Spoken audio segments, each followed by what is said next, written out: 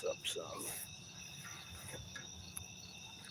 Get it a little closer. Now, how about that?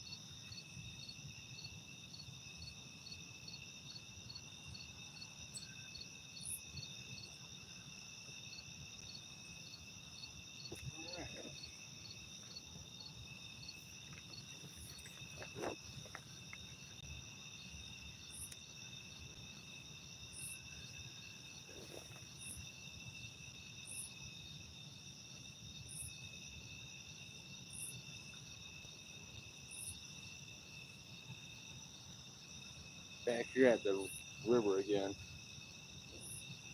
Got a little bit lower, so I figured I'd swing for the trees and come over here and try to scare up a couple carp or catfish.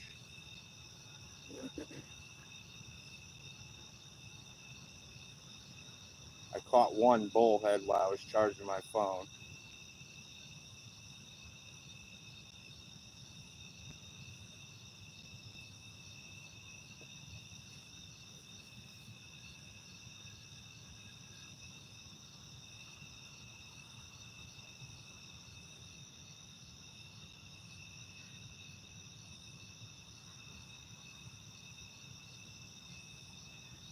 I'm using shrimp, worms, and next time I rebait, I'm going to be using salami.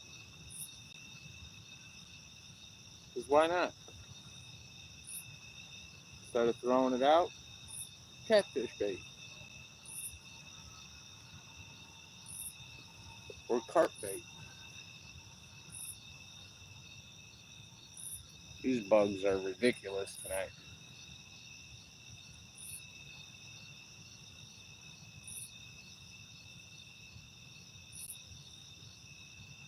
I took one of my buddies fishing earlier,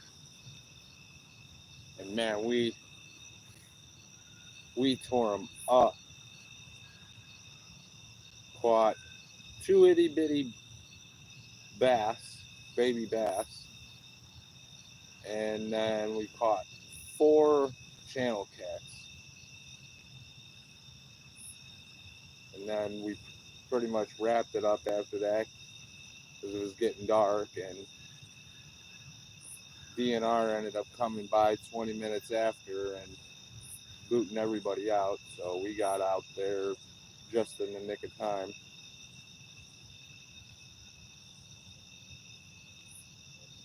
But if I was able to go back there right now, whoo, man, talk about a stream.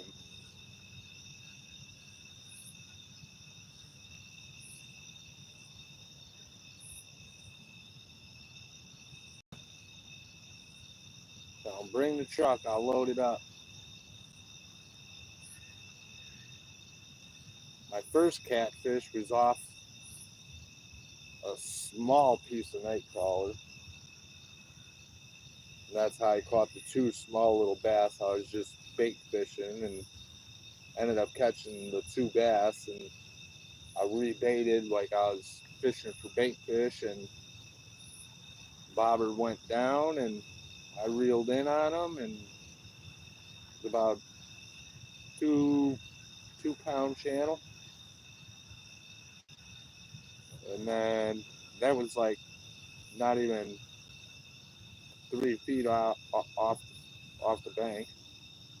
So I reeled my one pole in and told my one buddy that had my other rod that I was letting him borrow,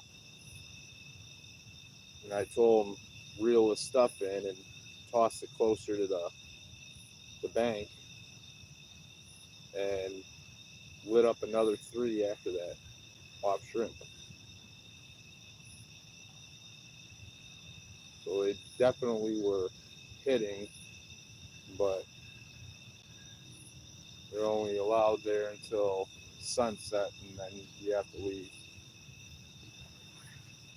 What's up? What's up?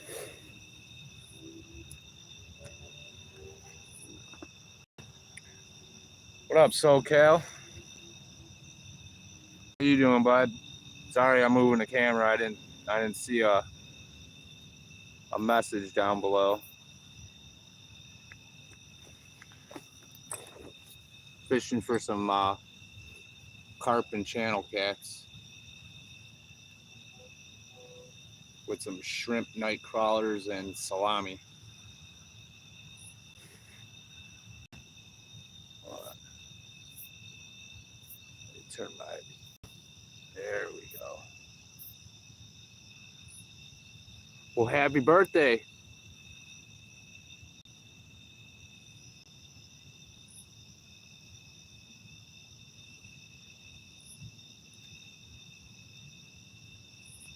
No, you can't be a mod. Got to be in here for a while. Earn it. I'm not just going to hand out to mods that I don't know.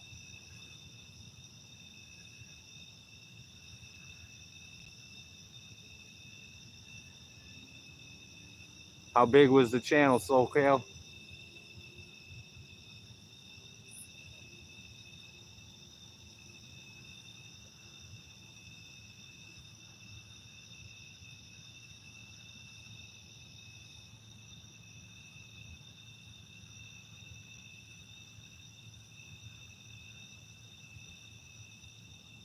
The pond you always fish?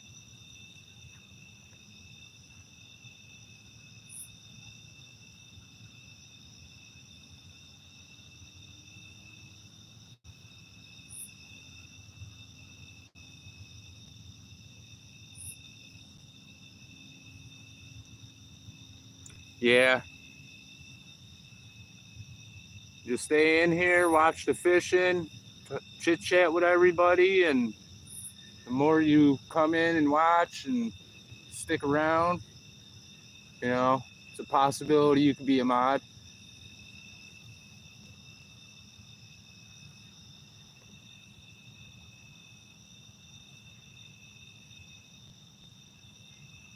Oh, hell yeah, 10 to 12 pounds.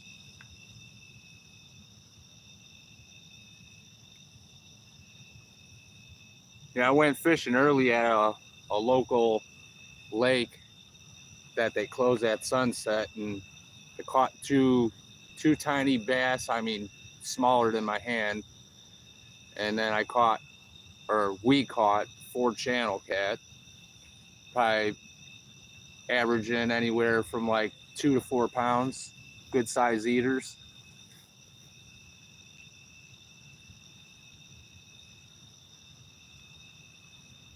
Yeah, he was the king of the pond for sure.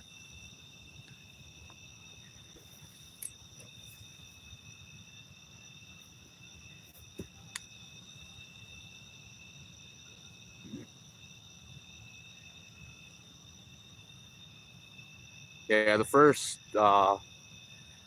catfish I caught at that lake, off like a small piece of night crawler like that, I was fishing for bluegill and bobber went down. I thought it was a bass the way it was fighting. And then I got it closer and I was like, holy cow, it's a channel cat off that tiny little piece of bait.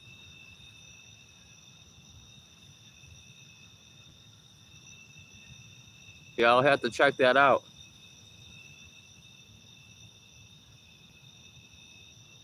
I seen you with the at the range the other day. That was pretty cool. Shooting a lefty's gun, right-handed. It's always funny to get a giggle out when you take somebody else's gun and before the fifth round being fired, you're on target.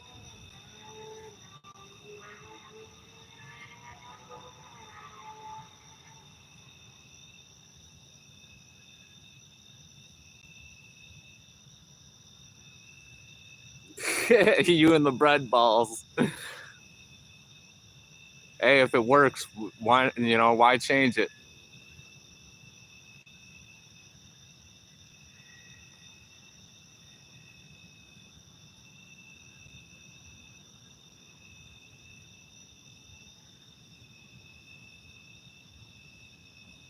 It was like me telling my buddy today when I took him catfishing.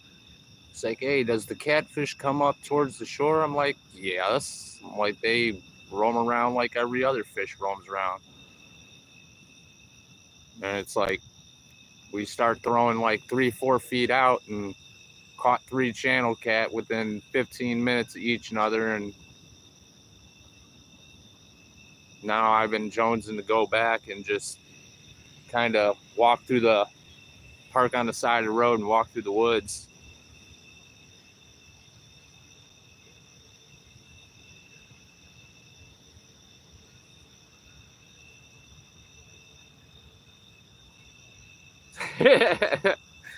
You're like, what the hell?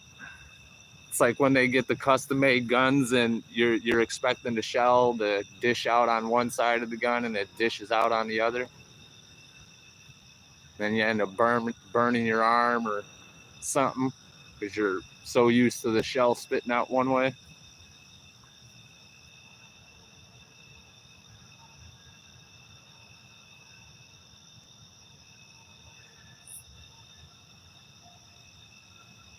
Some people, they'll just hand the gun back and be like, oh, no, this thing ain't on. And it's like, well, now I like proving people wrong.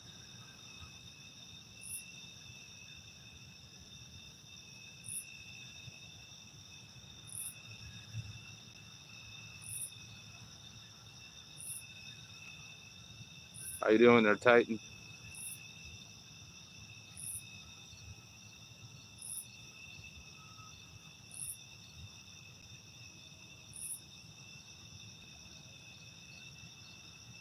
Four or five for a backward rifle.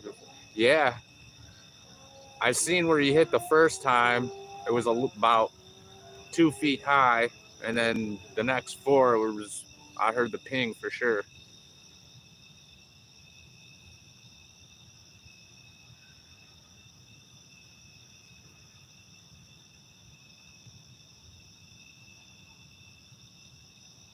Oh, all right. Sorry about that.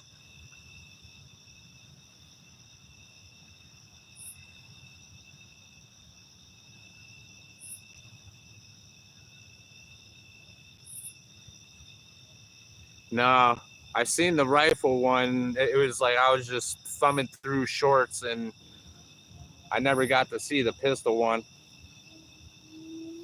After the night, when I get back to the house, I'll scroll through them all and check them out.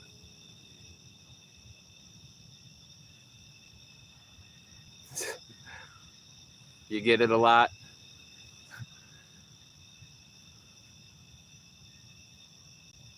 It'd be nice if YouTube would upsize the lettering a little bit on this stuff. I need binoculars to see half this stuff.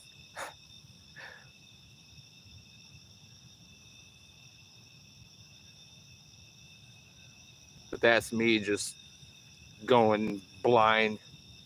I can see stuff far away, but up close, it's just a blur and all mashed together.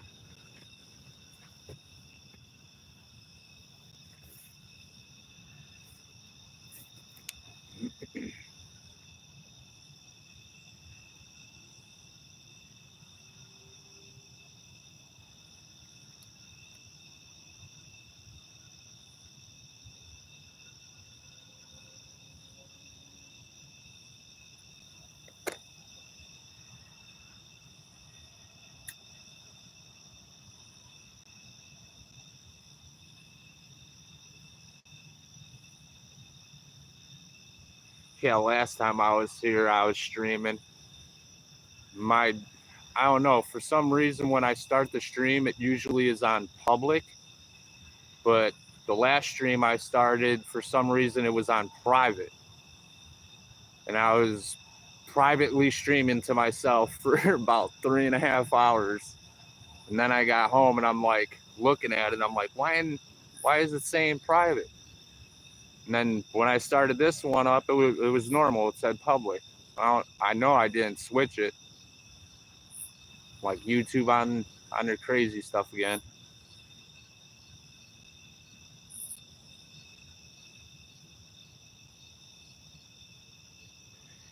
Yeah, I've been noticing, like, I'll go in, and click on my channel and on my phone, and where it pops up like your watched history and your videos and stuff, it would like pop it up and then like flash it a couple times on the screen before it stayed up on the screen.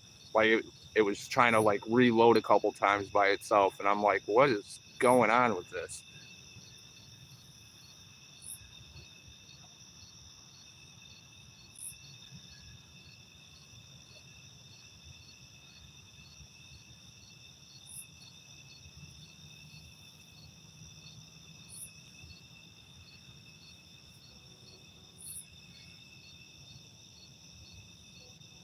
But yeah, if I don't do anything worth the hell here,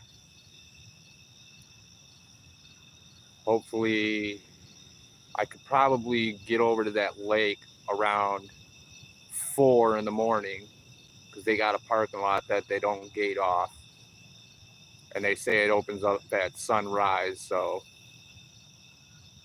they don't usually cause any problems if you show up a little bit earlier than what they show up, and just go catfish that spot again. So if I could do a stream lane into them like that, hell, that'd be awesome.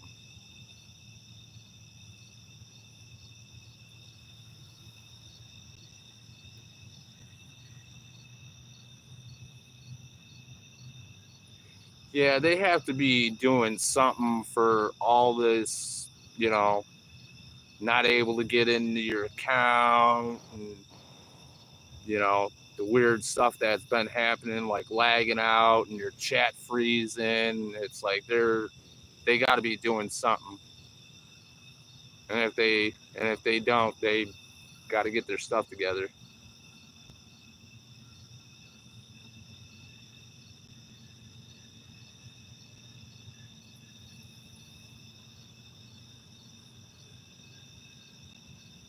Yeah, my my one buddy, he had apparently one of his friends was at the same lake we were at, but he was on the other side, and we're showing him all these catfish we were getting, and he's like asking my buddy, "Oh, what bait you're using?" And he's like, "Oh, he wants to know what bait you're using." I was like, "That secret bait, like that confidential stuff, I can tell you, but I kill you type bait." And I was like, "No, just tell him it's shrimp."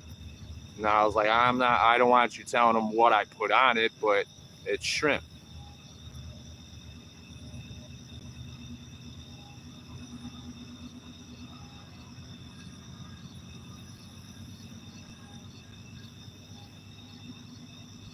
And a lot of people, laugh at, the idea of catfishing with shrimp. And it's like, if you've seen the type of fish that I catch on shrimp, it works. And mind the noise in the background if you hear like a train or something, because I am near a set of railroad tracks. Every now and then you'll hear a locomotive chugging down the track. Yeah, my dad always fished it, man, at the lake I was just at earlier today. And like I said, there was a couple guys fishing there, and the one guy asked him what was he using for bait. He said shrimp. The one guy kind of snickered and laughed. My dad walked over, put some bait on his hook, threw it out. A little bit later, got a fish. He's bringing it in. And the guy's like, oh, yeah, he's got something. And the other guy was like, oh, he's got nothing but weeds. And my dad heard it. And when he brought the fish in and pretty much unhooked it, he grabbed the catfish and held it up. And he's like, weeds, huh? And the other guy would just start laughing at the guy that was snickering. And then when my dad was done fishing, he walked over to the guy and was like, took like 5 pieces in a Ziploc bag and gave him. He's like, here, man, you can use this for bait, but don't give that guy over there any.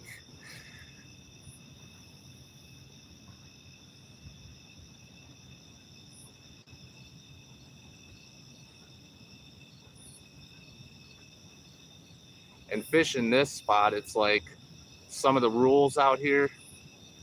It's like if I want to fish bluegill, I gotta catch them out the river. They don't play. You can stick it in water, or cut bait or whatever. It's if you try to take a fish from one body of water and try to use it for bait or anything else at another one, you're looking at some fines.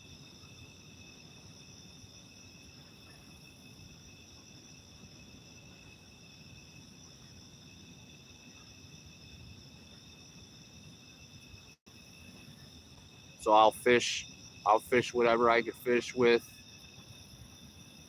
in the river. And then when I go to places that I know I could catch the bait fish and use them, I'll use them.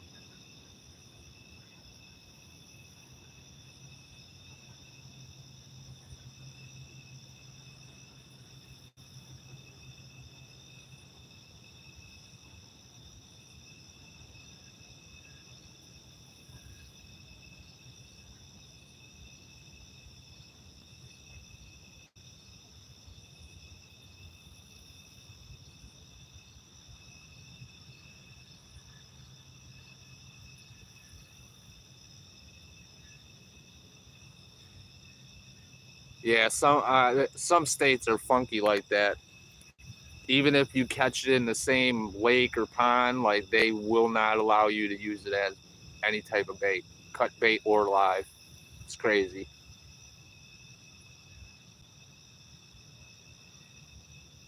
There's probably some stupid reasoning behind it, but or a reasoning that makes sense. It's just we don't know what that reasoning is.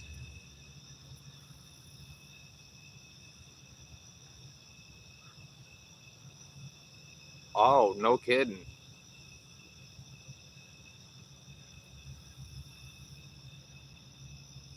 Bluegill being a game fish, that's a that's a first in my book.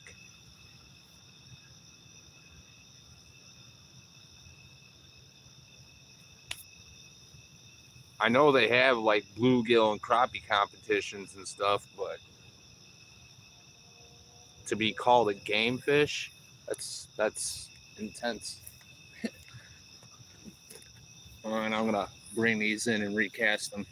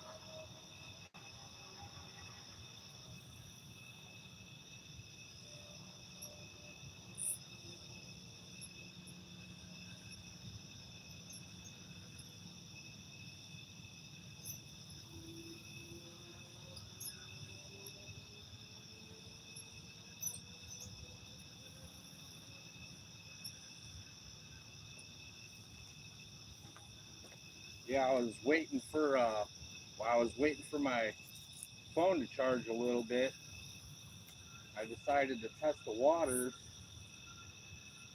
I caught myself a little bullhead off some night crawler and shrimp. Thing was, dude pretty much swallowed the hook. I was able to get my hook back and he swam away, which was weird, but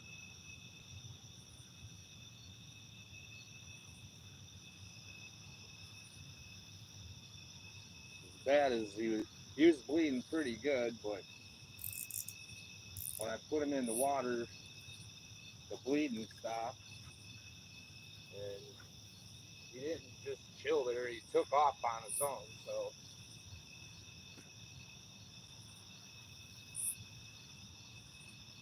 but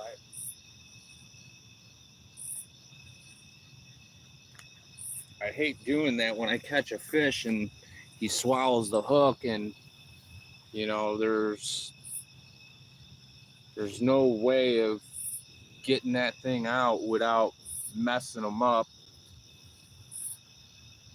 So I prefer using bigger baits to eliminate those little guys from biting the hook.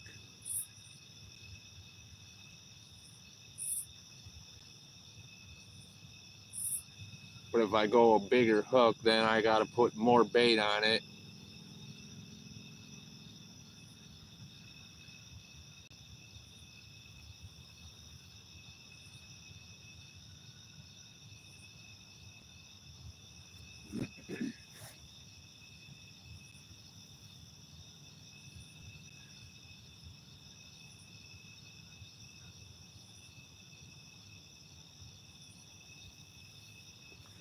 Let's see.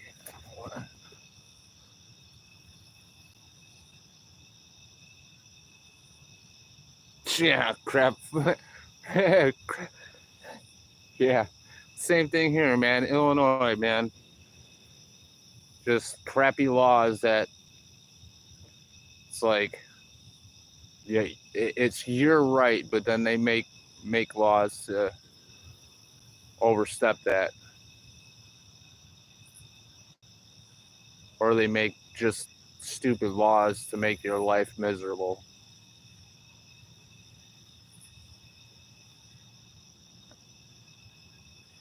That's why I love fishing. Is just get out, get away from all that stuff, get away from anything that could draw any kind of cop attention. Although I don't do anything to draw any attention, it's just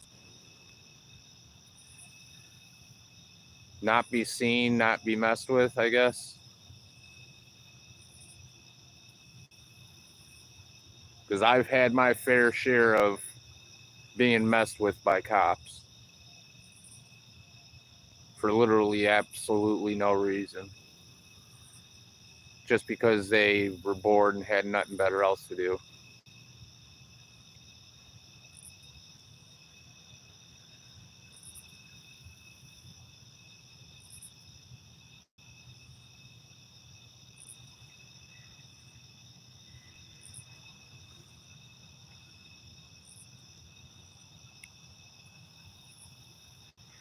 Yeah, when I was here, not what, probably before it rained last, because it hasn't rained, the water level kind of dropped. But I came here and I was fishing with bluegill, and it was like, man, I was tearing them up, tearing them up. It was like I'd be messing with one pole, and I swear they know when you're messing with them, because it's like as soon as you take your attention off any of the poles or put one attention on one pole and not the other, the one that you're not paying attention to always gets smoked. And that's how it was. Anytime I was fiddling with one pole that night, the other one would go down. And they were nice size. I'd probably say averaging anywhere from 6 to maybe 8 pounders.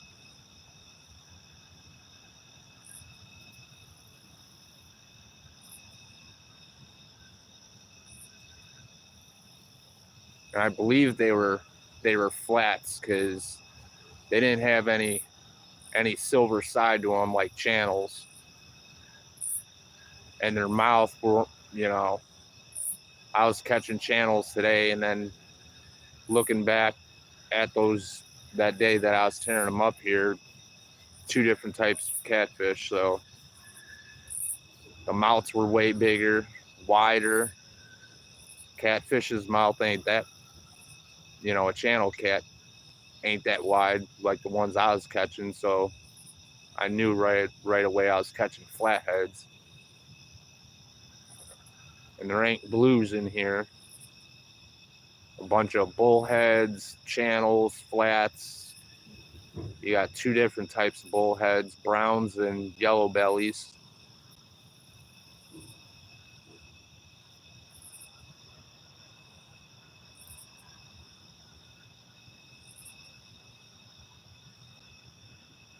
Panfish, you'd have to be on a kayak or canoe or a john boat and then scout them, because this place is, as you've seen, is loaded with grass.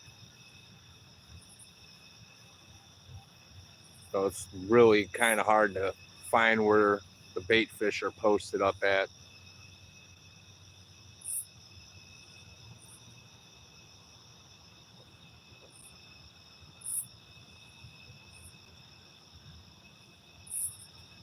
And I don't know what their laws are on throwing cast nets, and I've never thrown a cast net, so it's like that eliminate one frustrating thing that could possibly get me all worked up for nothing.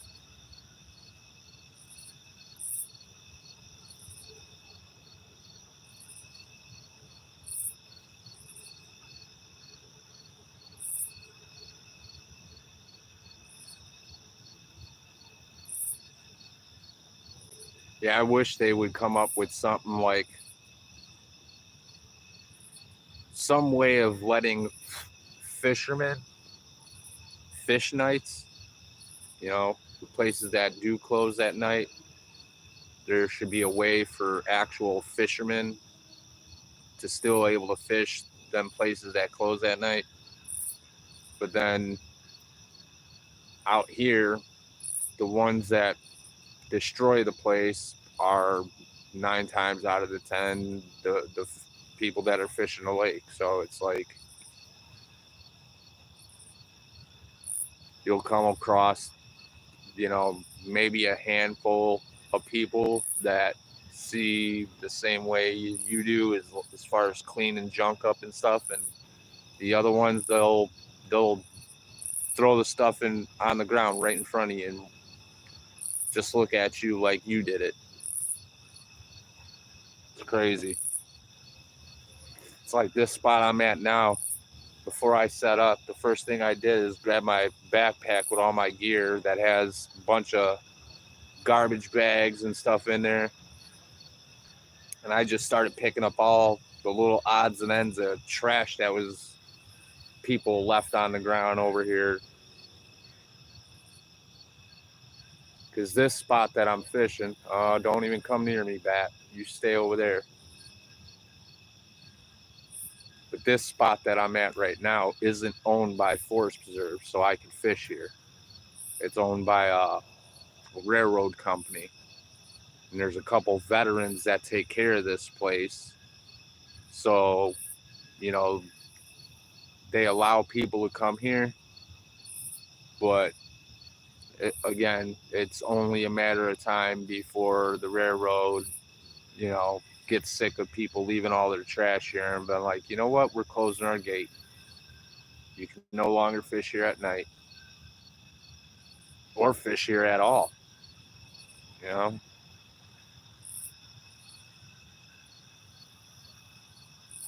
So I try to clean up and hope, you know, that if anybody decided, cop wise or anything like that, decided to come try to have a talk with me, they're gonna leave me alone because I keep the place clean and I don't, leave. I don't demolish the place like a lot of people do. I try to leave it better than what I, it was when I got here.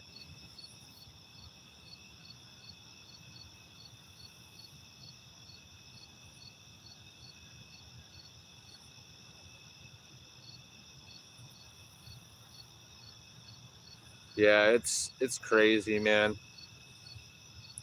It really sucks. Like I was thinking, it was like, okay, what for the people that are on like second and third shift and they're fishermen, like, and they got a little time that they could burn when they get off work till whatever time they have to, be at home. And it's like they could go fishing, but they can't because everything's closed. So it's like,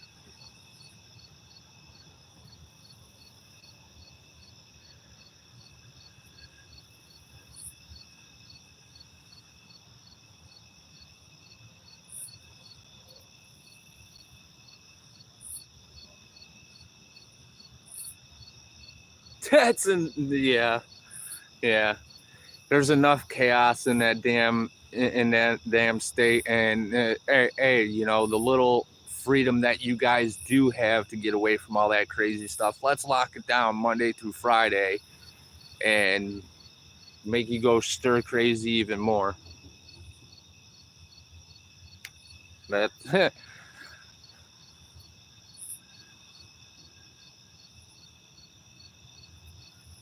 anything you want to do nowadays, you either gotta pay for it or it gets taken away from you for some stupid ass reason. Excuse my French.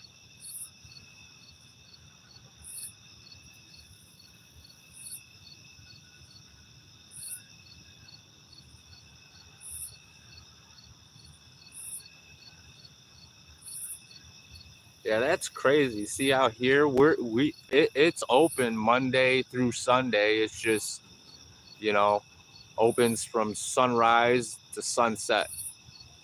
Other than that, there's no day that you can't go fishing at us, any of the lakes.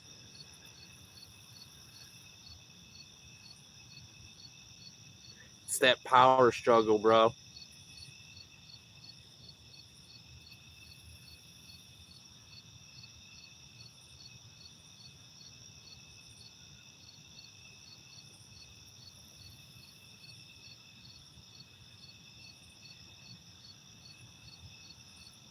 Yeah, and like you were saying, the one lake that you do go to, you got to pay a parking fee, a boat launch fee, another crazy fee, and it's just like by the time you could get your boat on the water, you're damn near $100 in the hole.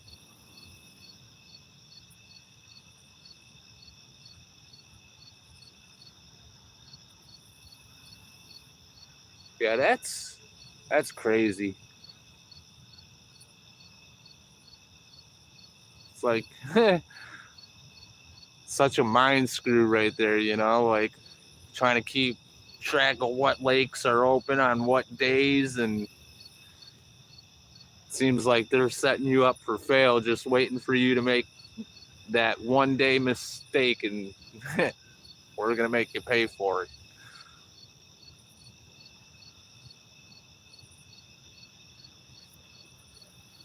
Yeah, here we have no launch fee, and we have no fee for the parking lot.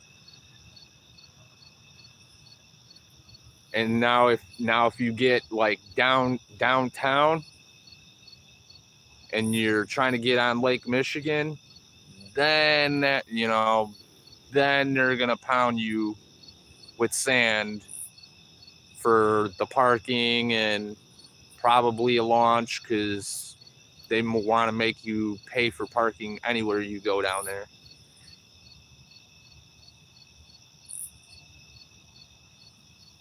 it's like just to go down there and park and walk downtown and enjoy, you know, the scenery down there. It's like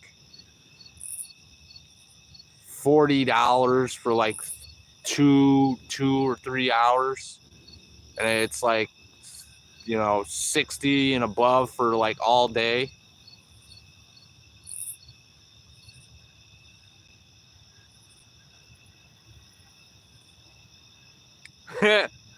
That is, uh, that's crazy.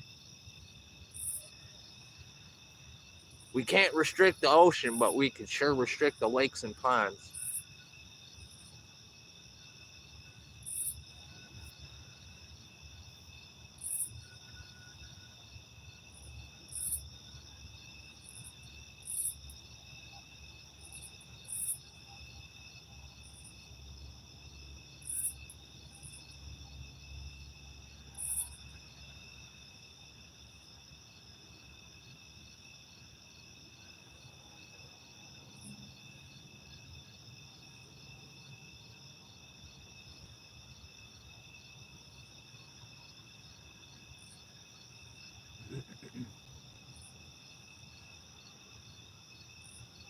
Yeah, what I should have done is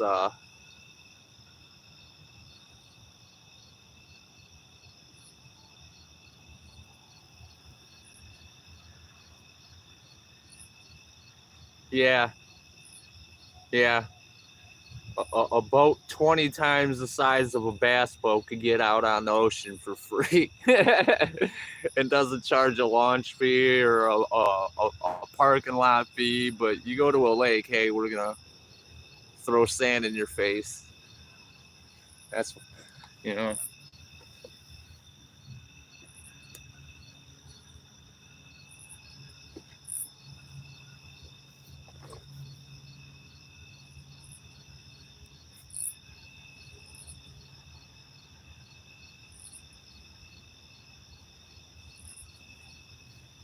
Yeah, if you have it free at one place, you should have it free at everywhere. But, you know, that's that, you know, that sticky hand always wanting to be, oh, a bat just hit my pole. I don't know if you've seen that, but dude, he just hit this pole right here. He came up and nailed the top of the rod, and I'll show you why that just happened. Here, let me cap my Mountain Dew here really quick. Now, when I'm night fishing, I'm not really streaming or anything. Hold on here, I'll show you. There's these universal beacons. I don't know, but you can find them at Walmart. Here. And they're just like this. You can stick one side in, this side for your glow stick, and then this is all has a little slice in it to go on the tip of your rod. And when you can't see nothing, it, you know, it helps see the tip of your rod in pitch black when you can't see nothing. And the bat over here, he loves this light for some reason. I don't know if he thinks it's a bug, but last time I was here, I mean, fresh glow sticks on it, and that dude came and, I mean, smoked that glow stick. And it's like, oh crap, well, this one ain't even lit that much, and he came and smoked it again.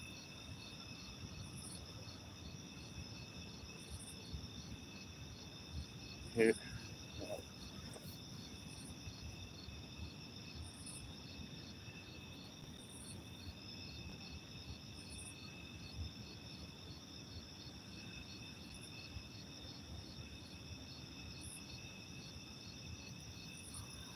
That is, oh God.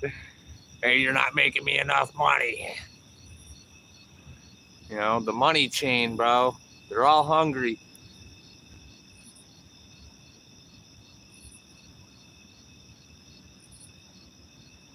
Yeah, I seen that one that was wrapped up on your line the other night, like 2 nights ago, 3 nights ago. And then you shook them off.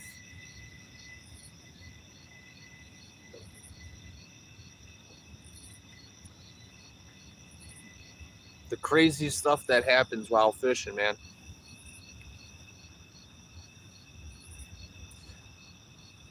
Yeah, I don't know if it's the fishing line SoCal that's making them do it, or that glow stick that's on the tip of my pole. You know, I'm thinking he's thinking it's what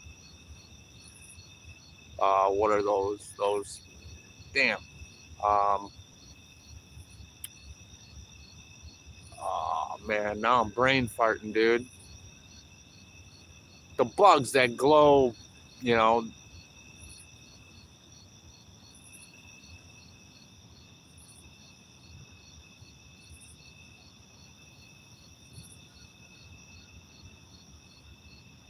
Oh, it's the line, like a lightning bug, you know what I'm saying, that lights up every now and then. Yeah, good. You nailed it the same time I did.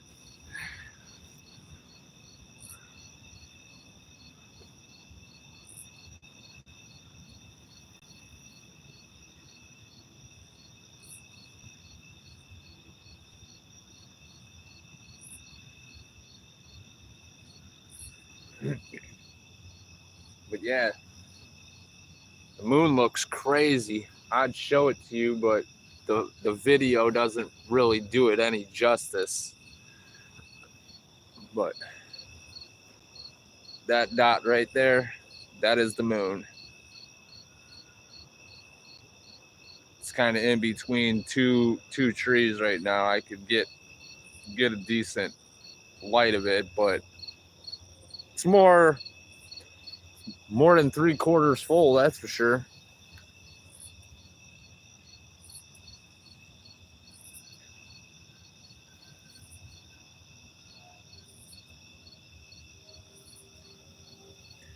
Yeah, man. Thanks for stopping in. I appreciate it. It's fun talking to you. And I'll see you on your lives as well.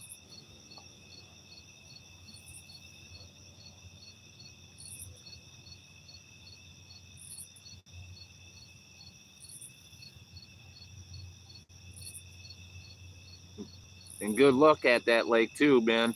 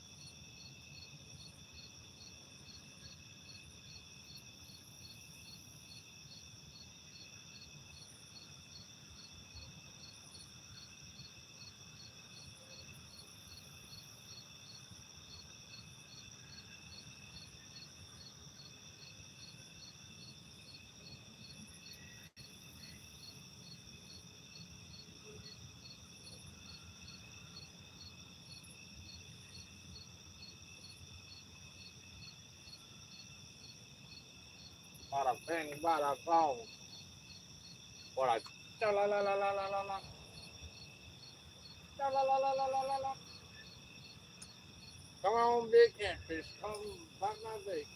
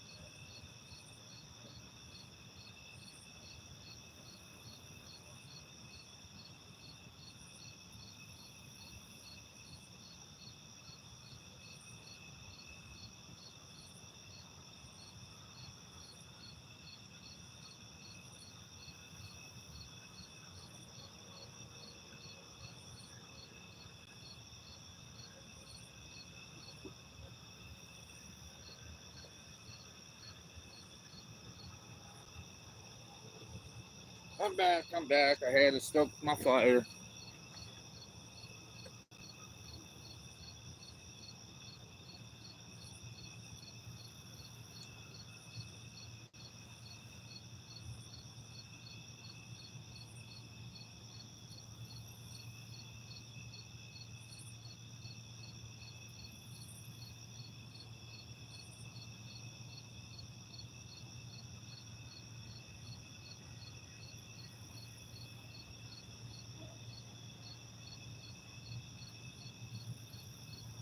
Come on, fishies, where you at?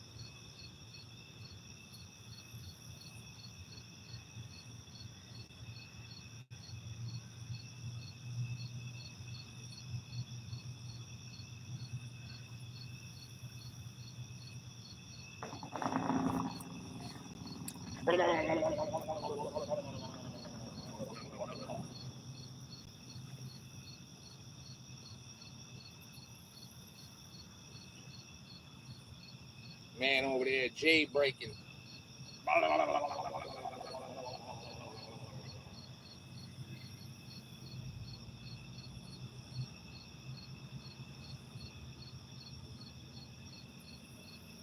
If you don't know, now you know. Sucker!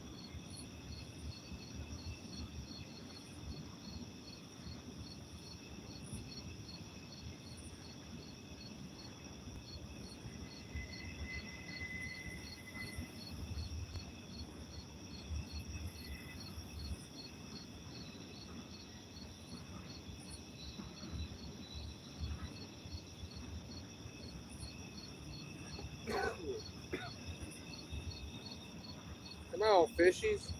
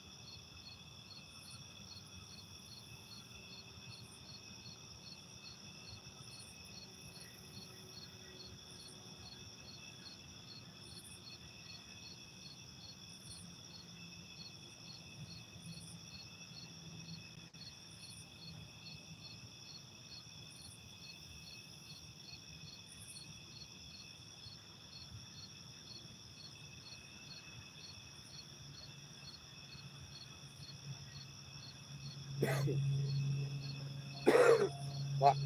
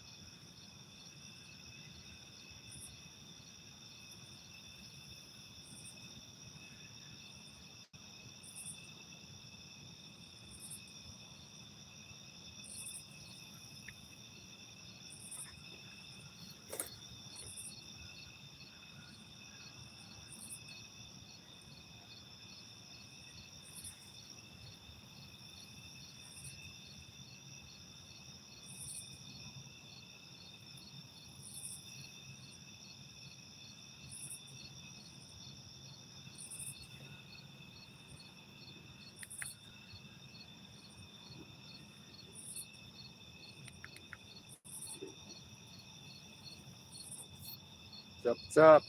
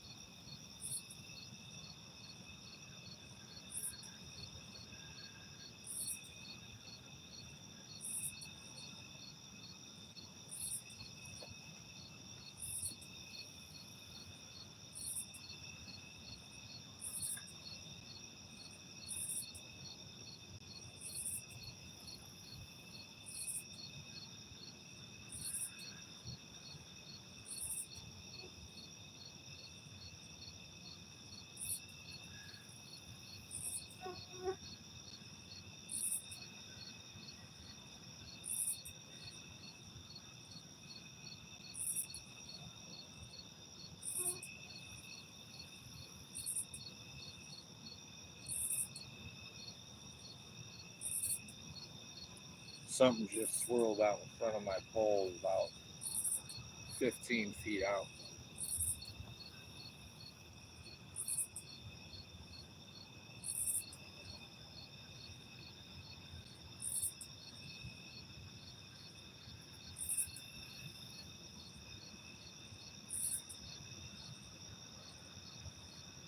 Come on, fish, wake up.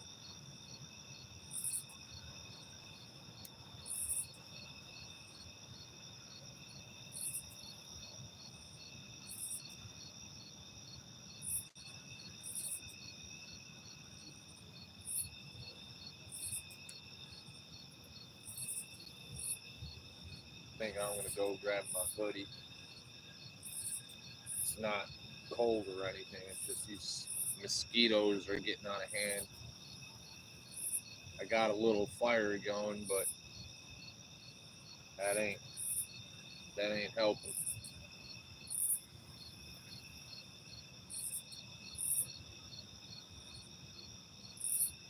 Especially when it's 30 feet away, 40 feet.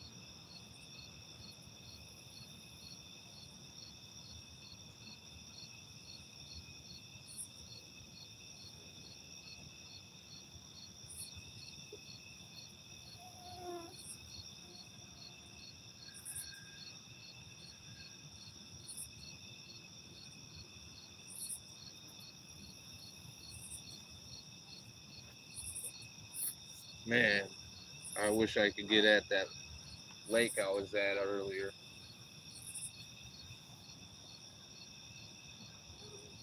But now I know how the action is there. So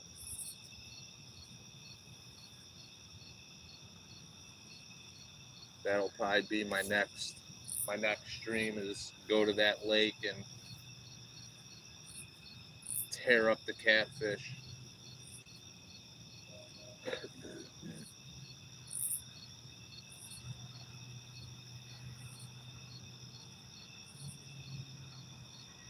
I'll just use the same bait instead of trying to catch bluegill for bait. I'll just use the shrimp. But I'm still going to bring an extra pole and some night crawlers just in case.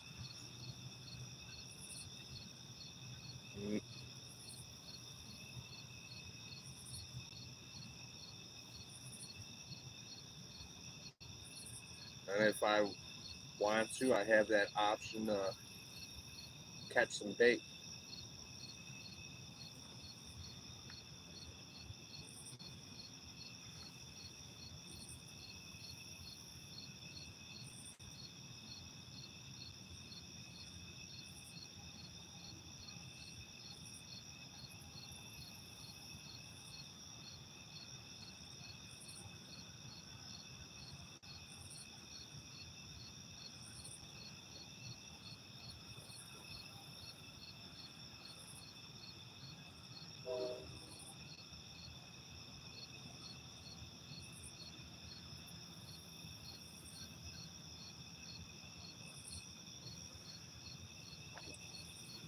I know that's one thing that's not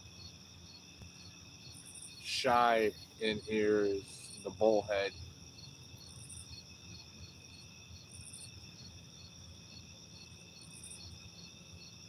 Little persistent guys.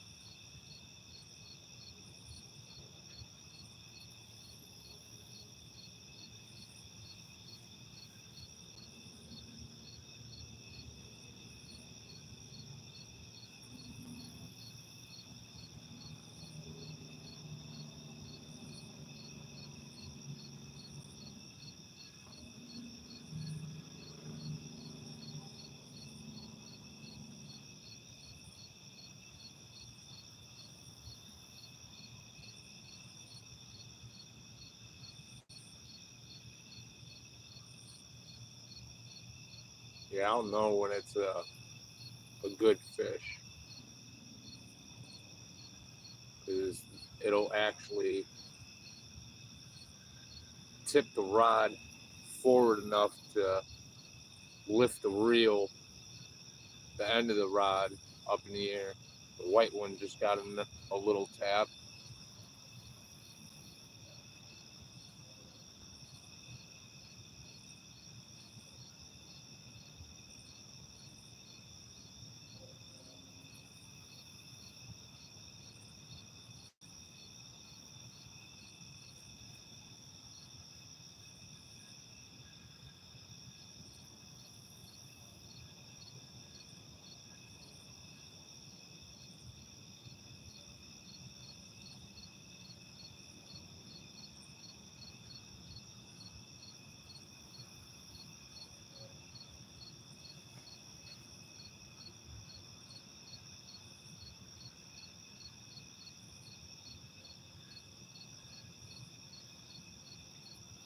reason why I know it's bullhead is if it was a channel cat or a flat, that pole would have folded over.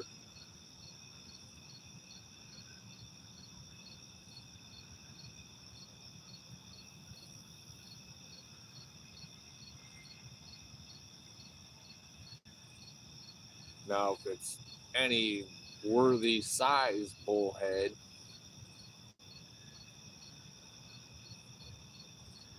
it might be able to take that pole down, but I haven't came across any big bullhead. Although the state record, I think, for brown bullheads, like over 4 pounds, and then the yellow belly bullhead is, I think, mid or high threes.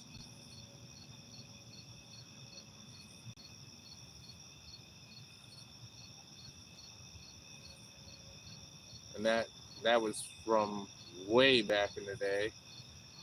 So I don't know if something just popped off in the middle of the water off that way to the left of my two rods. Well, of the yellow one anyways. The white one is way to the right.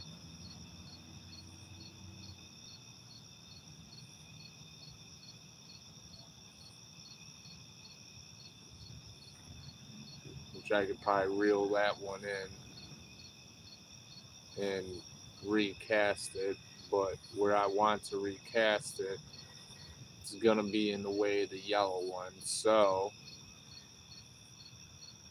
or eventually it'll get, because when it gets tapped, the line moves down the river. So I don't want it getting wrapped up in one pole.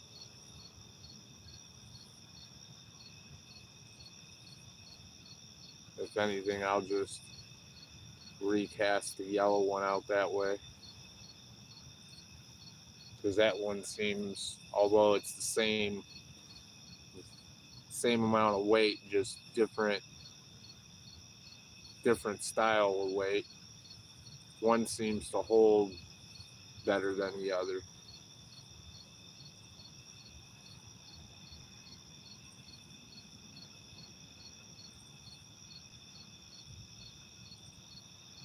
And I don't want to put too much weight on the white rod because that has a softer tip to it.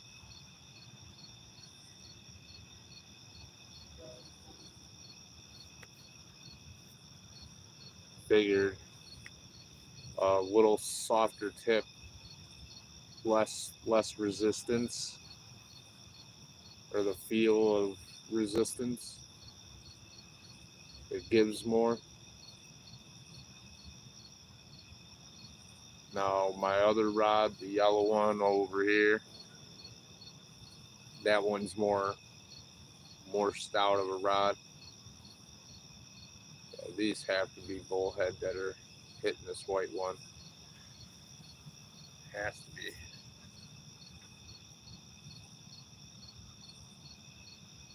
Almost looks like I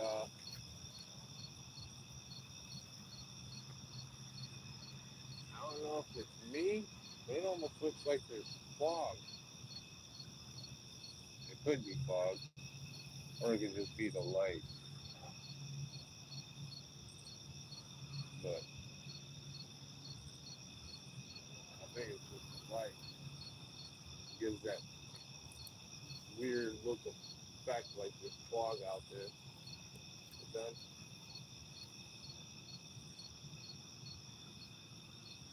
There is fog out there. What the hell? Yeah. Yeah. Right in front of me. Right in front of me, there's a fog spot. Or that could just be the smoke from the fire.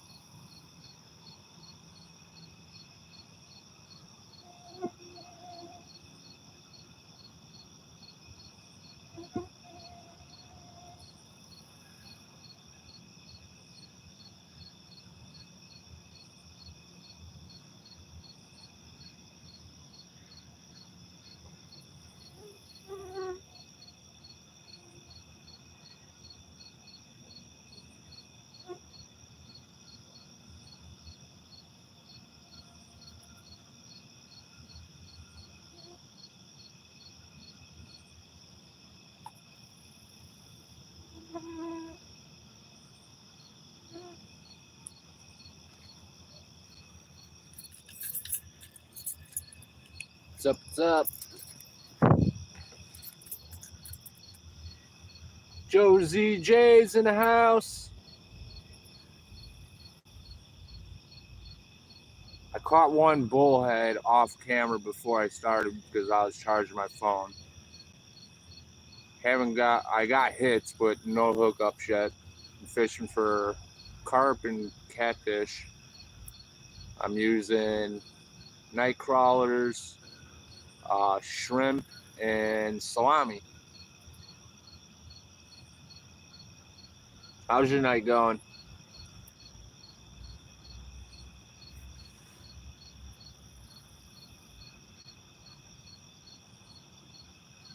Yeah, no skunk. Well, I got that off the boat early before I came here.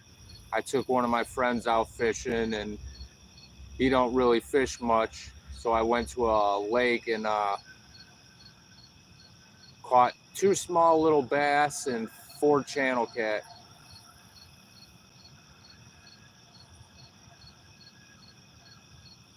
Yeah, salami. That's a new one to me. I was over here a couple days ago, and I put uh, a little piece of salami on first, and then a night crawler, and then another piece of little salami. Made like a little sandwich out of it, and I caught a carp. So there's been interesting stuff happening over here on this river.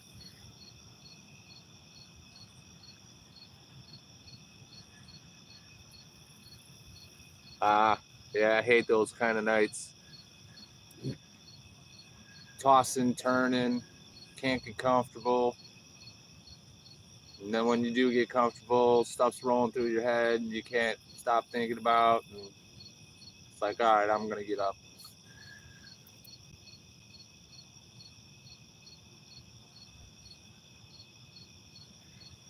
Yeah, it's, I don't usually fish for carp neither, but it's a fish. And, you know, when they get to a certain size, they could put up a good fight. So that's all that matters to me is the fight and the fish.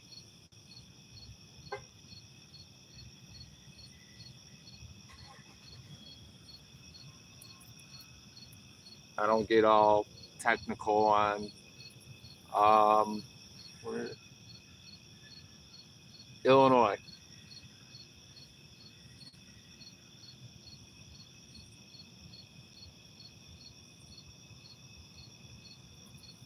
Missouri. I used to go get fireworks when I lived in Iowa. We used to go to Missouri to get fireworks.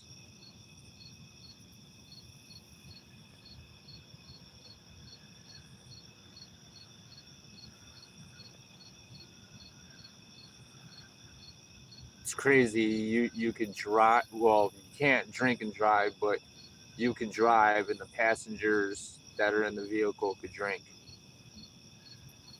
I was like, what? I heard that law. I was like, give me a beer.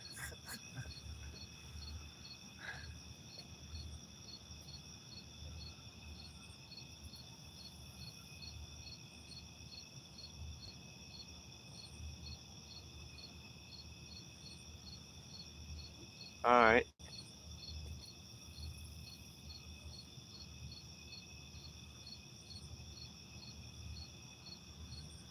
Yeah, SoCal was in here earlier, and we were talking about how Illinois and California have some goofy laws, and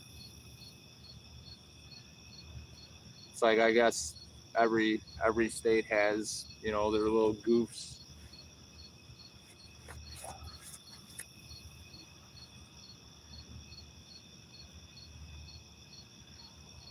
Yeah, but carp fishing, yeah, it's pretty easy.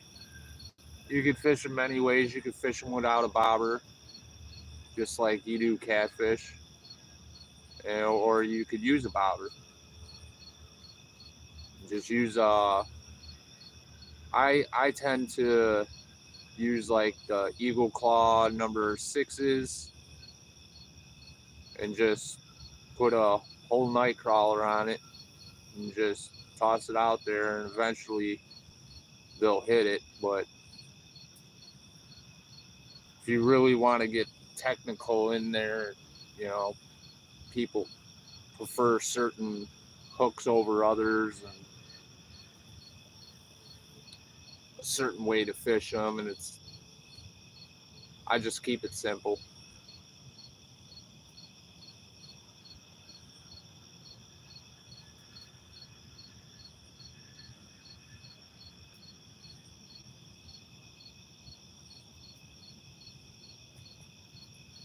Yep, they I've caught carp off chicken liver.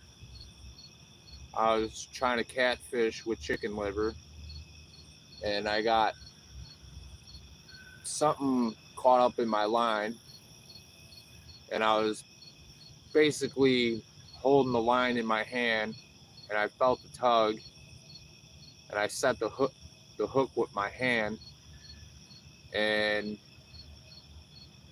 the fight was on. I pretty much had to hand fight him because the mess in my line was preventing me to reel him in. And then finally he rolled a couple times and spit my hook, and I just fixed my line, reeled all my stuff in. I was way underprepared. I was fishing with uh I was fishing with a ultralight rod and about 6 pound test. And that carp was just spooling me. So if they're hungry, they're gonna eat it.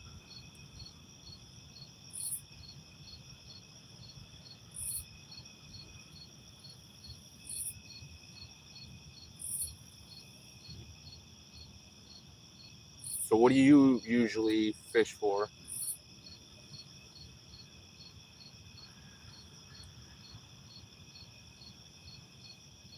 Good morning, good morning.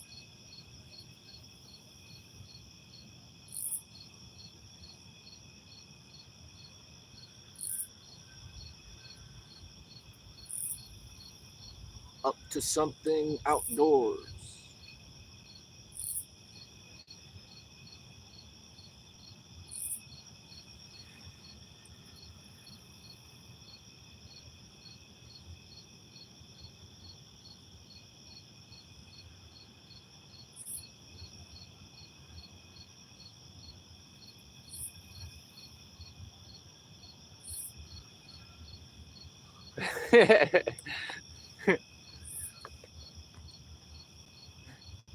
Jumping after the fish like, I need pictures for evidence.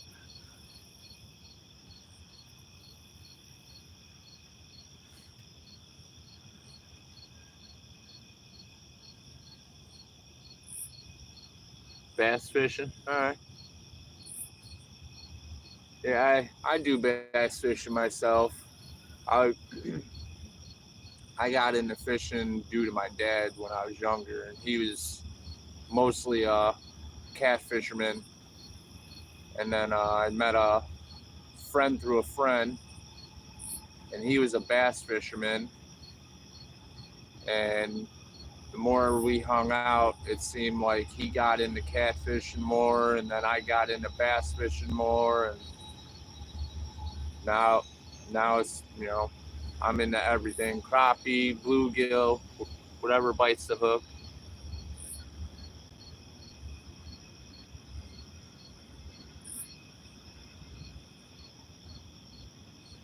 Yeah, right. You're getting wet for nothing.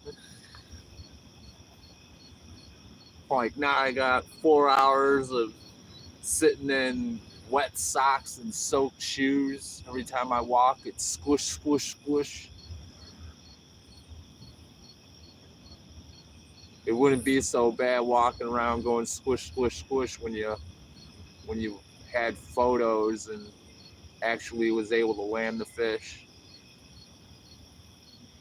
That just makes your day even worse. You didn't get the fish and you got wet shoes.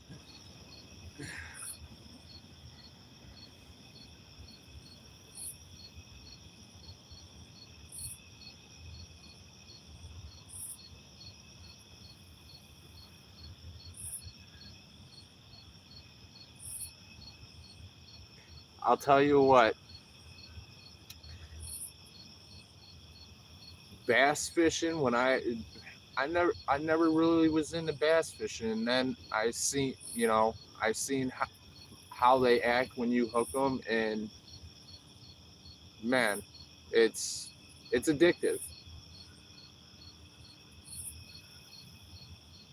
And especially when they're blowing up like all day, just no matter what you throw at them, they're hitting it. It's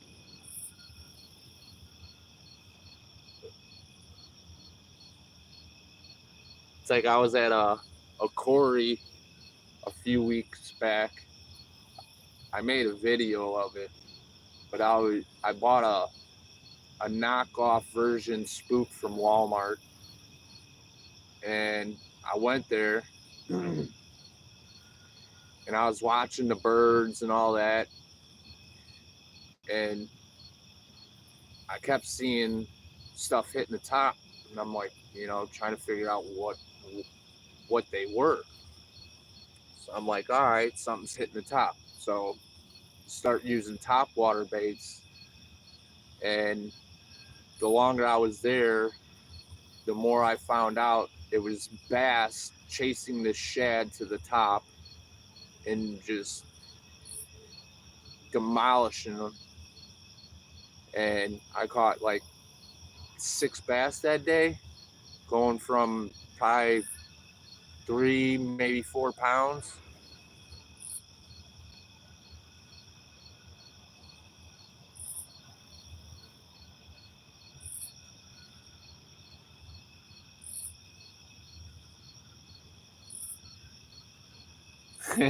Yeah, the smell after getting your feet wet and then drying up ain't the best smell.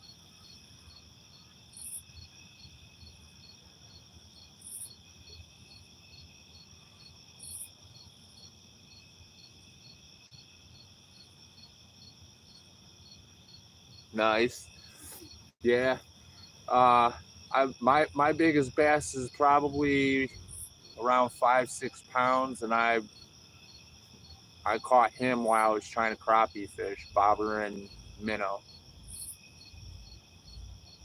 fishing them on a light action rod with about 8 pound test, because I don't like going anymore if I'm like crappie fishing or bluegill. I can fish 8 pound with them, but I just make sure I go a little bit overboard, not too much, just so I ain't breaking the line off and losing more equipment.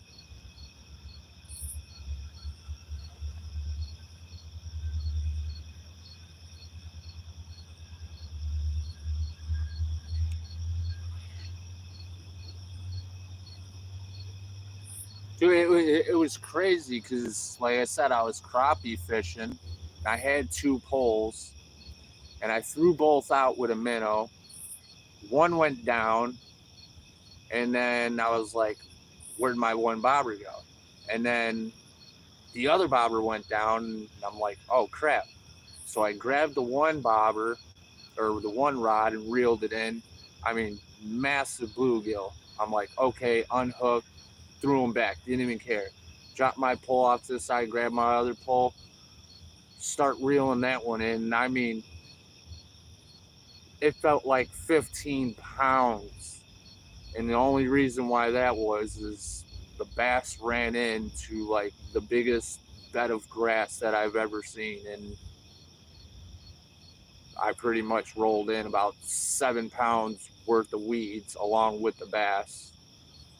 And I didn't know it was a bass until I got him up on the shore and started peeling all the grass off. And then I seen the bass, and I'm like, holy, I was losing my mind.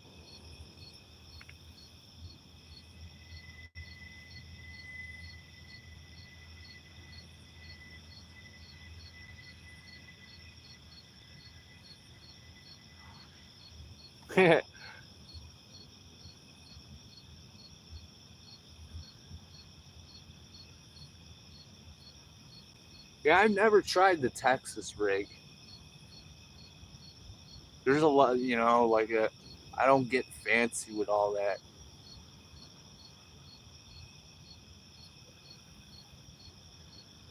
But it works, you know. Watermelon candy. Yeah, like I said, like it's weird of what fish hit, man. It's crazy. It's like you see videos of people using Twizzlers and gummy worms and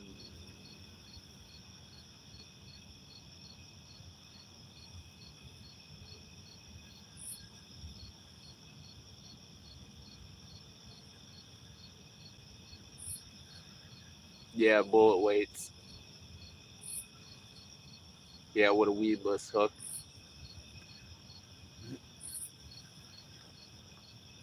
Yeah, I I tried to do with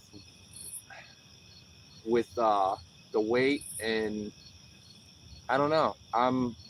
I think I find myself using more moving baits than slow working baits like a just uh, non-weighted worm.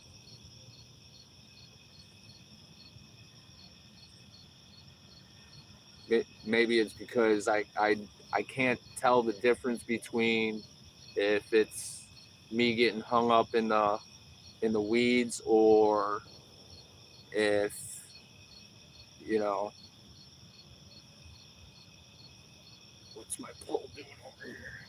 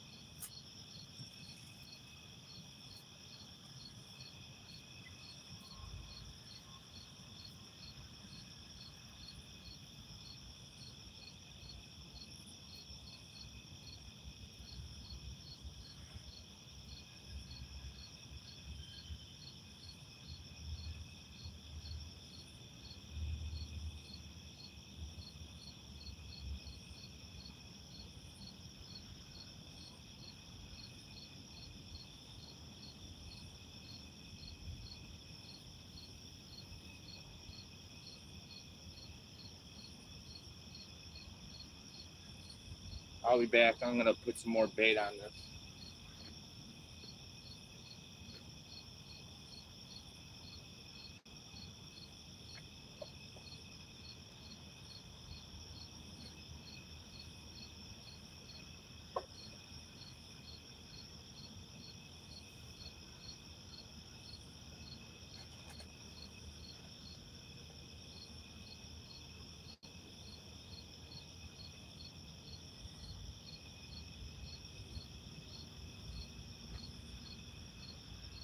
Woo.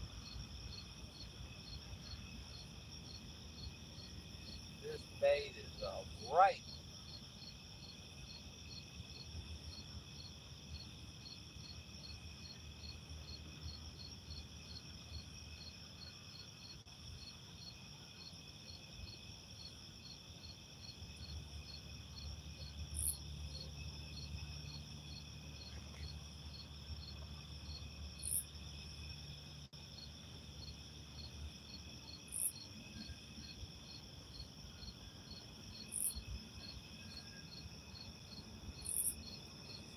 A little bit of shrimpy.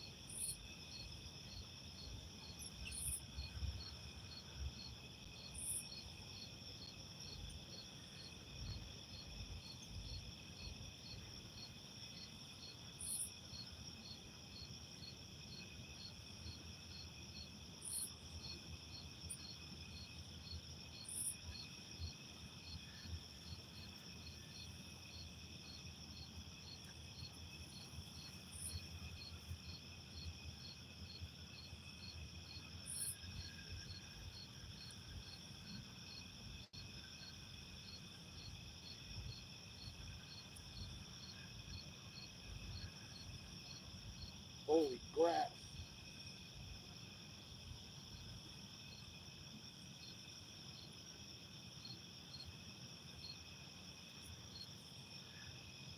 I will rebait this one.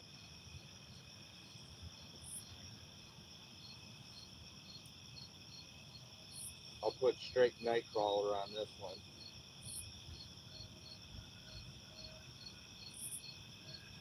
Or you know what? Like I said, a little bit of salami and a worm. How about that?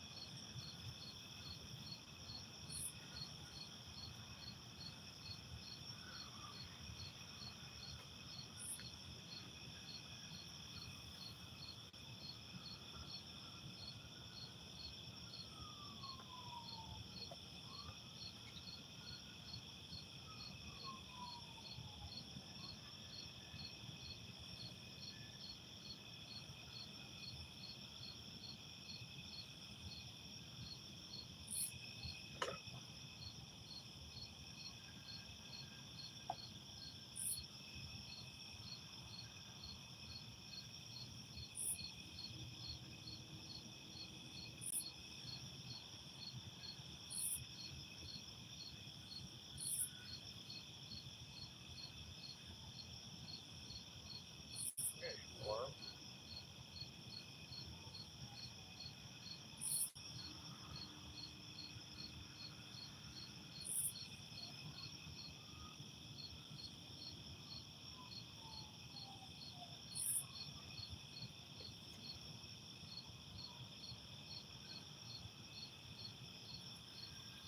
Hold on, guys. I'm going to steal the light really quick. I can't see over here baiting.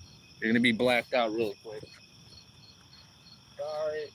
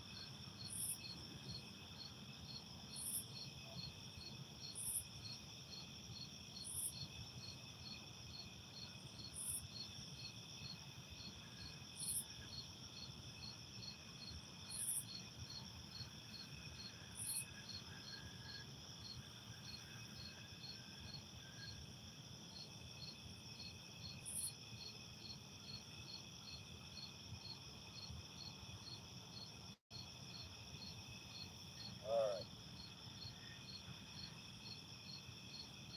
Coming back.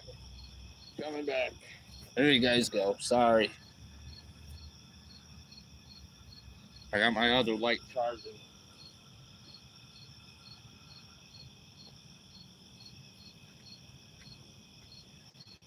Here we go. Nightcrawler, salami. And we'll boop boop.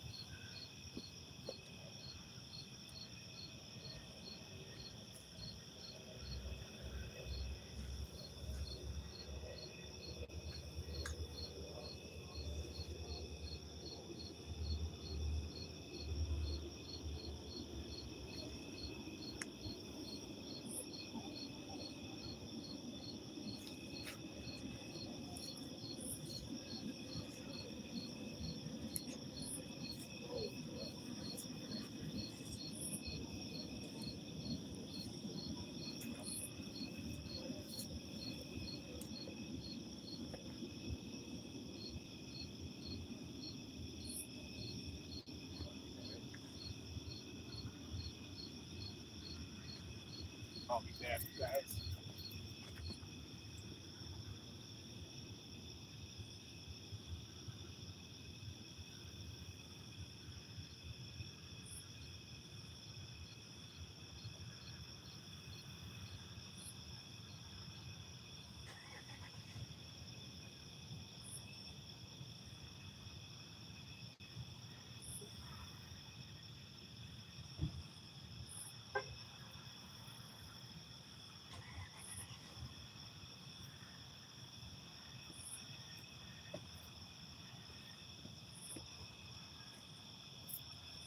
All right, I'm back.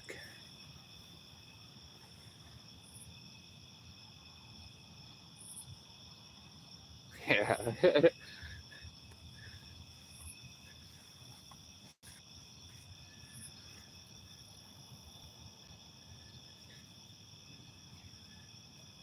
Yeah, I wish my camera did more justice, but I'd show you the moon right now.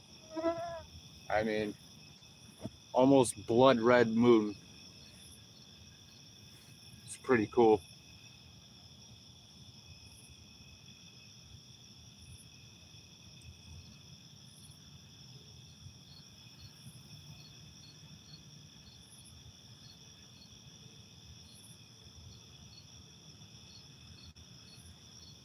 Yeah, I don't know where.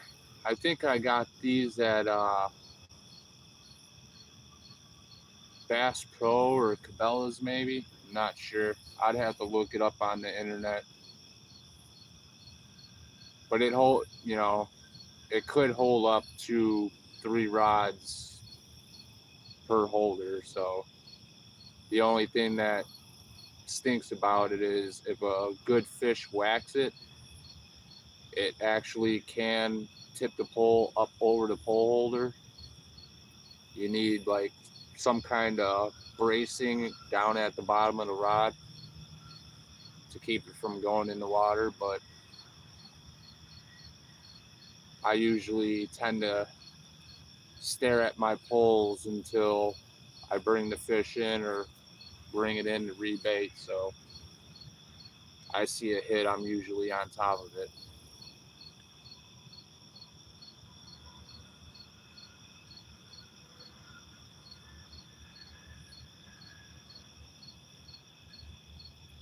Oh, I between looking at the chat when I'm not really talking, I'm just eye gorging the tip of these poles.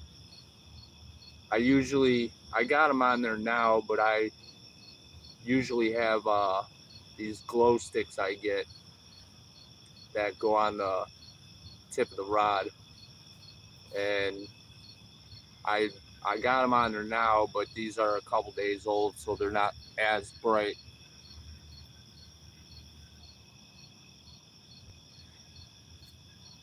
And not only that, I've already had a bat attack once already. So if it's even brighter, will probably even come annoy the hell out of me even more. No, I'm at a river. All all all lakes and rivers that are owned, they're pretty much all owned by Forest Preserve, and forest preserves are open from sunset or sunrise to sunset. So they close all lakes and ponds and all that at night. Oh, I got a good whack on the yellow pole. But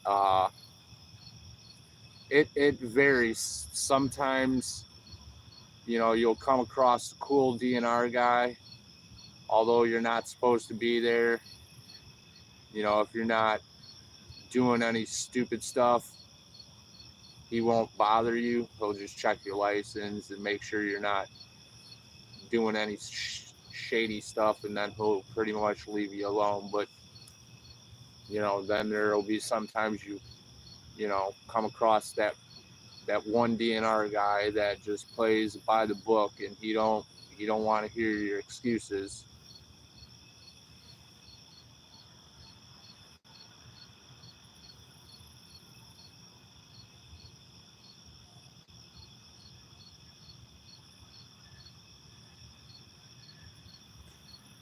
That's crazy. It's closed to everybody else unless you're a fisherman. Is that like local or is that private?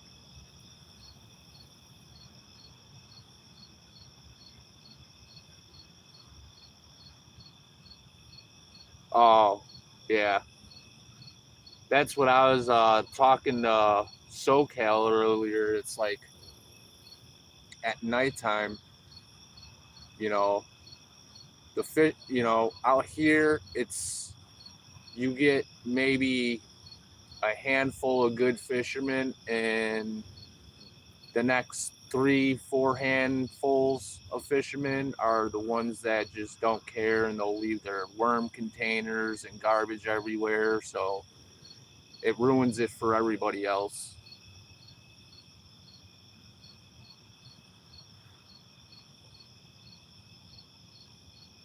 Yeah, Department of Conservation. Yeah, they call them forest preserve, DNR, but they're labeled. Oh, that was a good hit.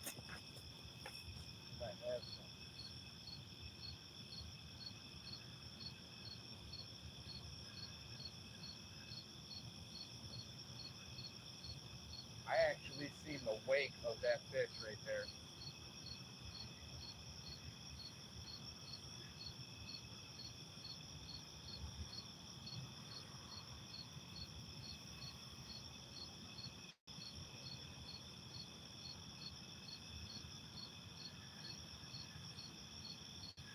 Come on.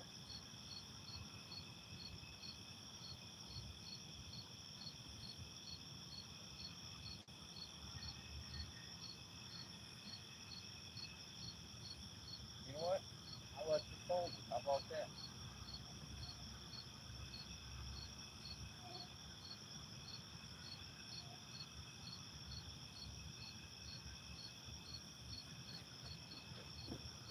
I wish there, I wish these poles illuminated at the tip so you see the strikes, and I don't know how well this phone will pick up the glow sticks if I put new ones on. But I'm getting some decent hits on that white pole that's to the left.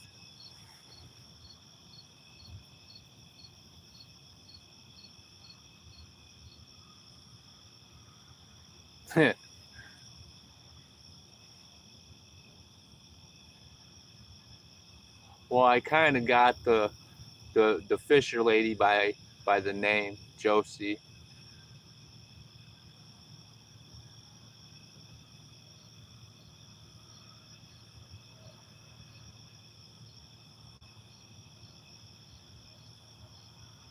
Yeah, it's like my first video I put out. I was cleaning underneath the bridge, and I went there the other day, and the side that I cleaned up is murked all back up with trash.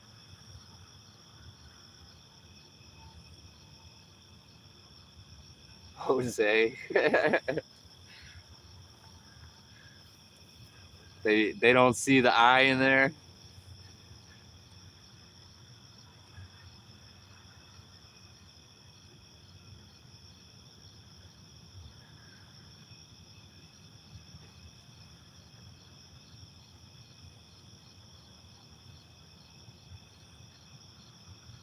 What?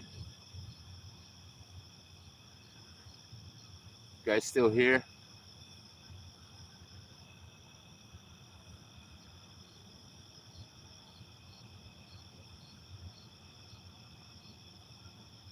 Yeah, I'd laugh at that stuff too. They'd be like, "Hey, Jose," I'd be like, "Hey, how you doing?" I wouldn't. I'd just play along with it.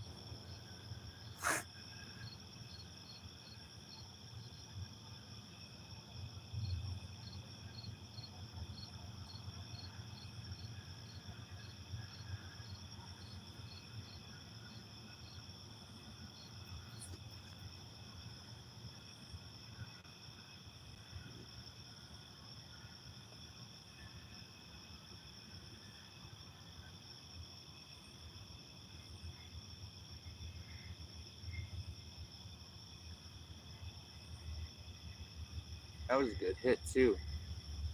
I'll be a dirty dog.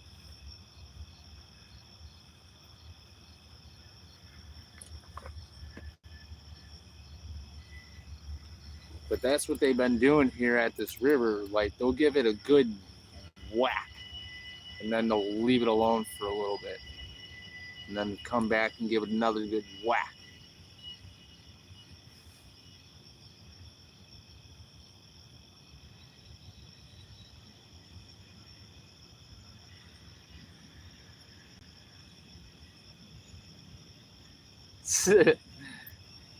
They're probably doing it just to, you know, poke at you or try to get underneath your skin a little bit.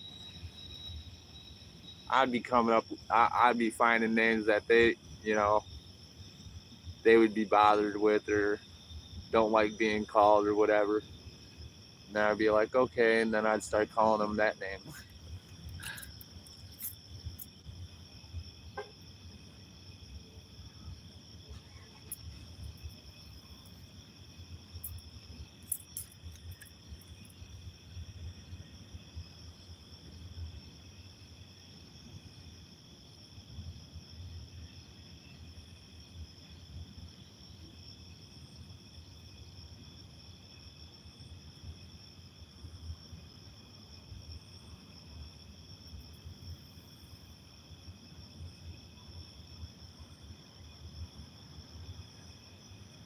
Yeah, but right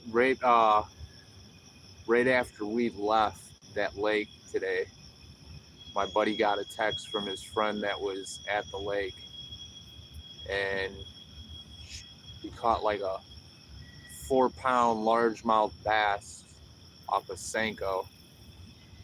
And I was like, "Yep, well, that's the time to be getting the big ones.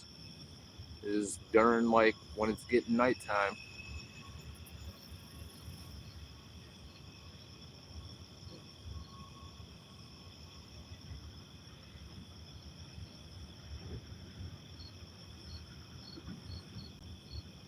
Oh yeah, that sucks.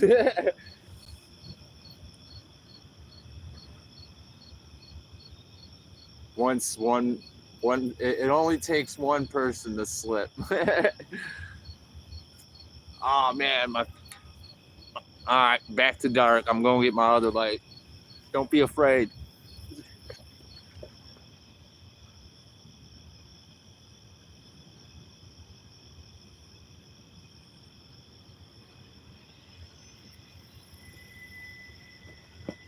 Can't open the truck without my keys.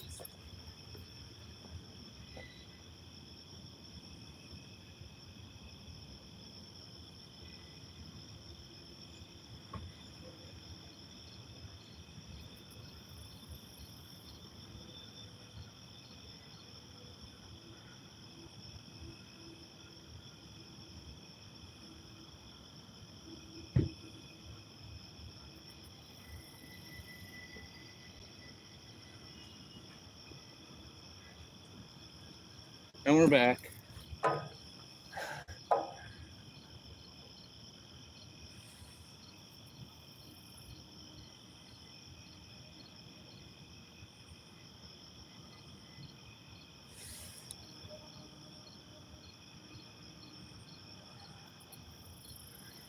Yeah, I tend to keep my back turned towards somewhere I know that nothing could come up from behind or anything. There's been a couple times here already that I have heard some stuff in the bush that I had to just flash the light over there just to ease my mind because I've been here a couple of times and I've walked up to the truck where it's parked, and lo and behold, standing in the middle of the road is a coyote. So, and I know they ain't really nothing, but I don't know if they're infected with that stuff that eats their brain and makes them all goofy, like that deer disease or whatever.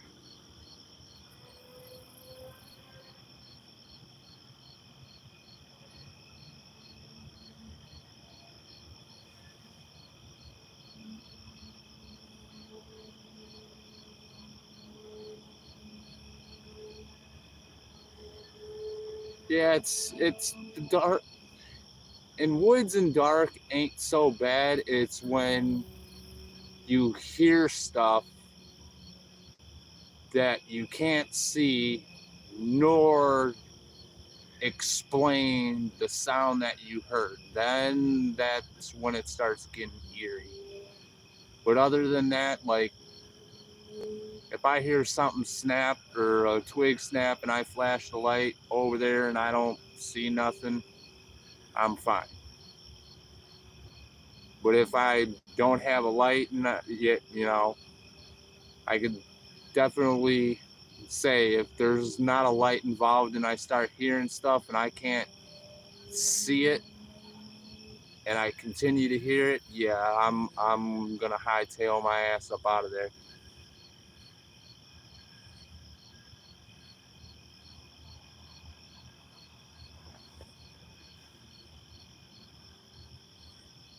It's like that's like night fishing. I always carry something on me.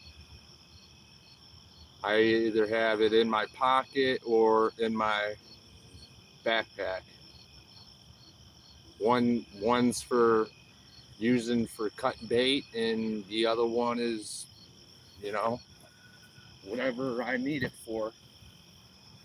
Cut bait, you know, protection.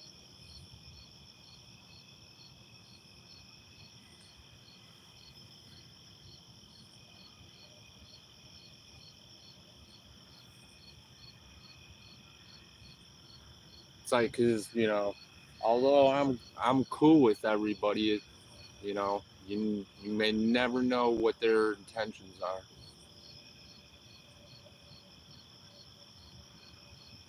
I came across the guy one time fishing here, and I didn't have no lights.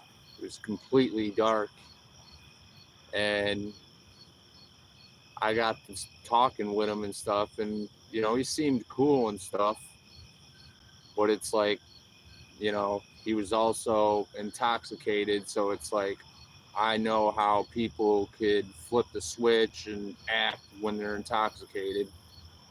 So it's like I made sure, and I had my hand on my hip the whole time, like don't get don't get stupid with me. I don't want to, but if I have to, I will.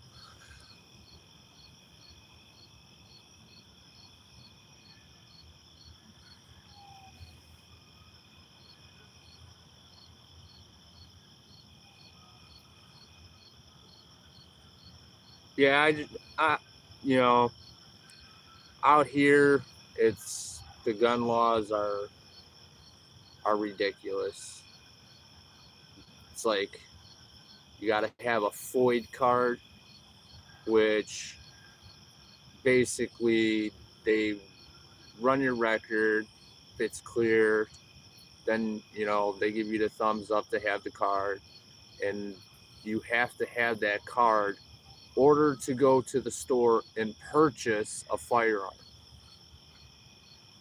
And then on top of that,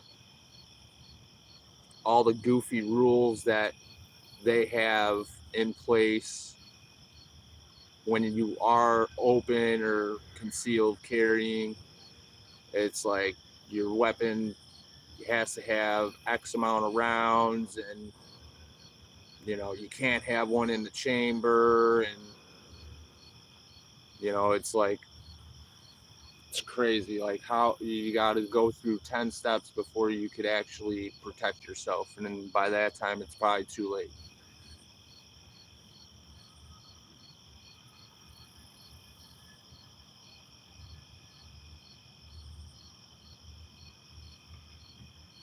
Yep, yep.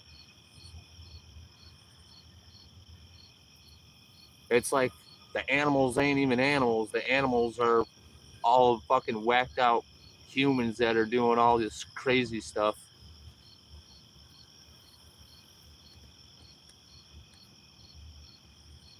The animals act more civil than half these humans.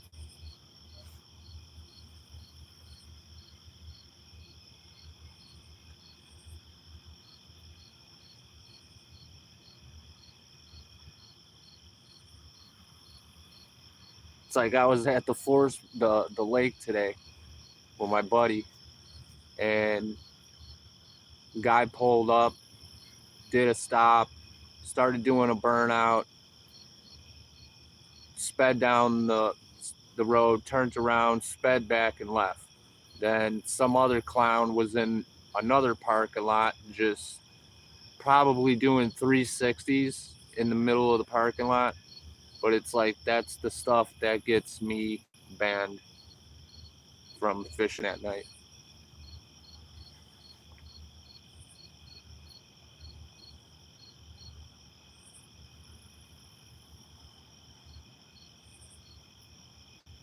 Yeah.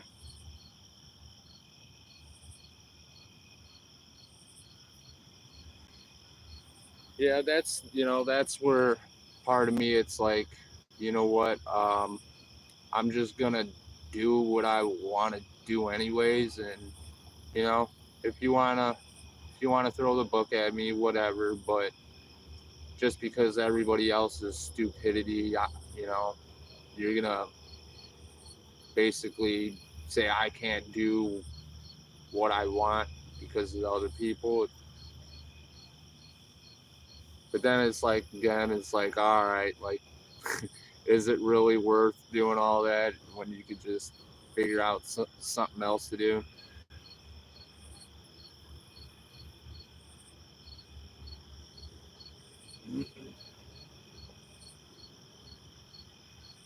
It's like I could understand having like a little fire to, clear the bugs out and whatnot, but to straight leave stuff everywhere, and it's like, come on, man.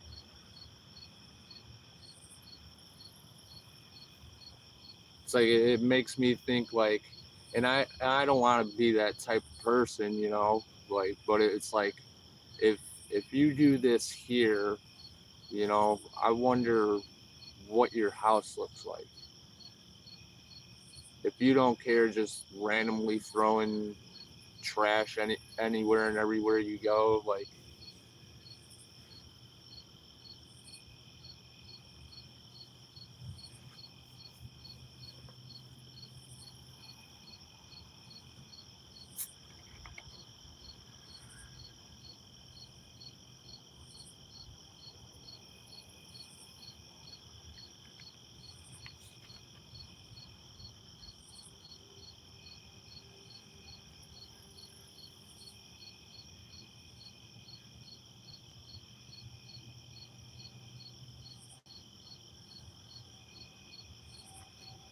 yeah, right. It's more like, you guys come together and fucking laugh and joke and have a blast. If everybody did that and there wasn't any other, crazy drugs, psychedelics, say fucking you could do psychedelics if you want. If you could lick a frog and trip out, why can't you take a wild mushroom that might make you go bonkers for a little bit? But all the other crazy, all the C's and K's and H's, and it's like, no, no, that ain't no fun.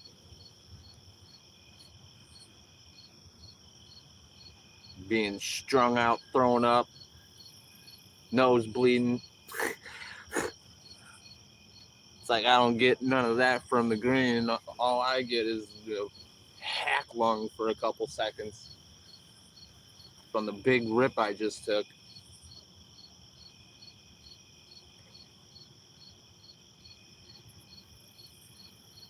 Yeah, just laugh endlessly. Yeah, I remember when I was a teenager smoking with my one buddy. And it's like we would get high and go for a ride. And the one day we went to Burger King, ordered some food, and we parked in the parking lot. We're eating our food, and I just happened to look over and look at him, and he's like, just just the facial expression. was all I needed.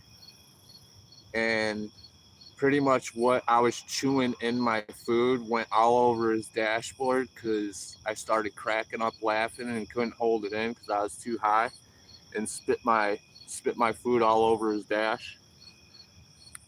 He gave me one of them like can't keep my eyes open and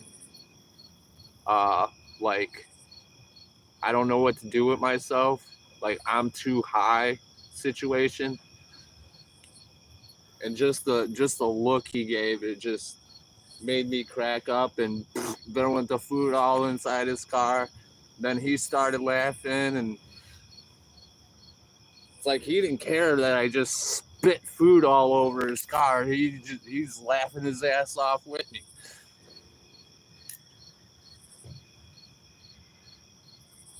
It's like do that stuff with an intoxicating person. You're gonna be fist fighting inside the car with him, like about you spitting food all over his car and why it's not so funny.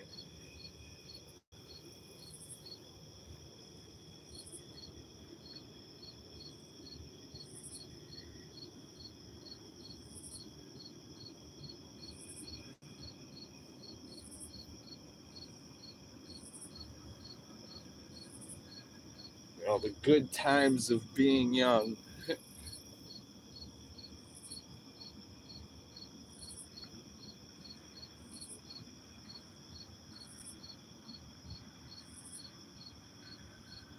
Hell, I still do crazy stuff that I probably would do in my teen years, early 20s.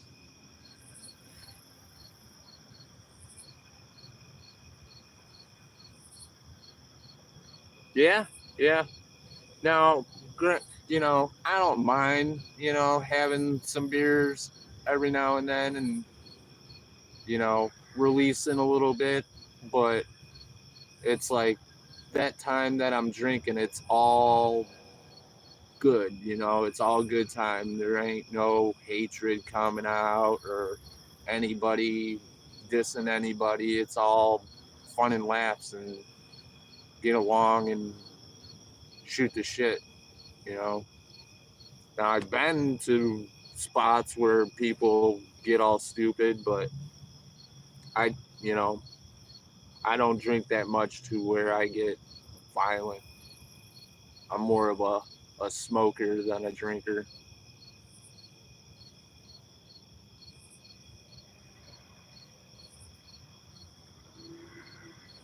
I am 40, but I feel 20 sometimes.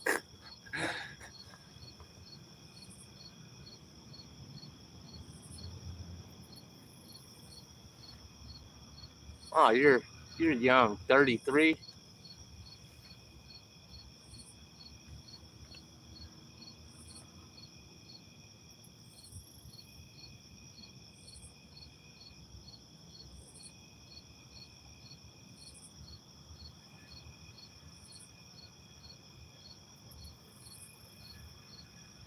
Yeah, yeah, I feel you on that one. It's either, you think you're good and then you have that one extra drink and it just turns your world upside down.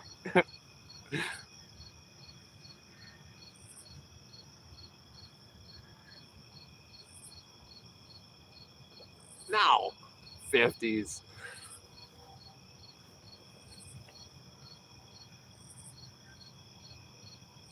Now you're making me feel old. No.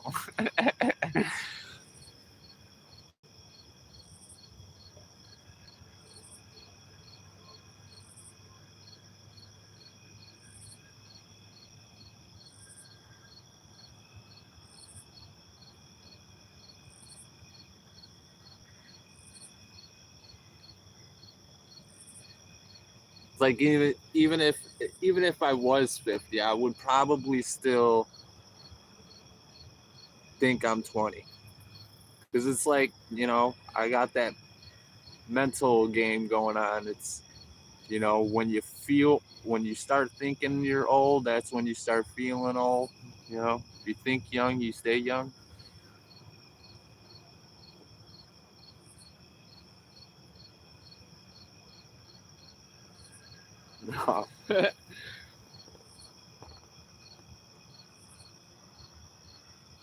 Well, maybe it's because the friends that I got, they're younger than me, and every time I'm hanging with them, they're calling me an old fuck.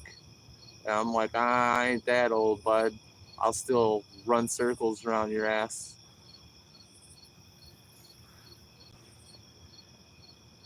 I might wear out way faster, but I'll make it well worth the rounds.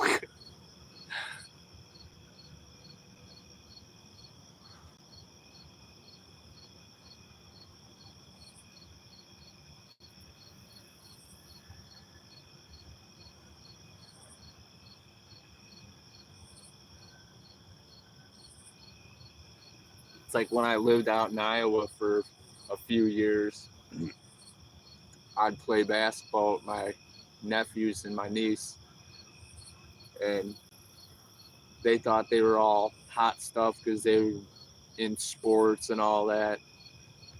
And I'd come in and I wouldn't give it my all because I know if I did, I would just demolish them. So I'd just play around and throw like half of what I know I could have thrown. And then they would start running their mouth, and I'd be like, "You really want me to play?" I was like, "I ain't playing my full." I was like, "I'll play my full if you want."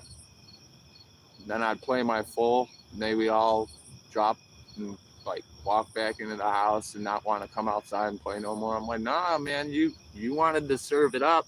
You could take it."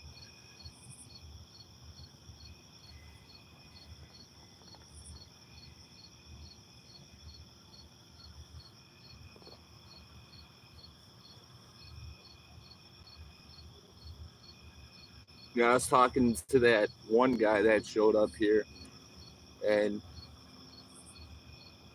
he was asking me. He asked me something, and then he asked me my age. I think it was like I told him, you know, I smoke, and then he's like, "Yeah, some sooner or later we're all gonna have to grow up." And I'm like, "Okay," coming from the guy that just drove his car here drunk, you know. But I didn't say that. I kept it to myself. But it's like it's crazy. Like people just come out of nowhere and say that stuff, and then he's like, "Well, how old are you?" I'm like, "I'm 40," and he's like, "Whoa, bro!" He's like, "You're way older than what I thought." And I was like, "Why? How old are you?" He's like, "Oh, I'm 31." And I was like, "Oh yeah, I got this 31-year-old telling me, you know, we gotta all grow up at one point, but he's worse off than I am right now. It's like he's behind the wheel driving while intoxicated."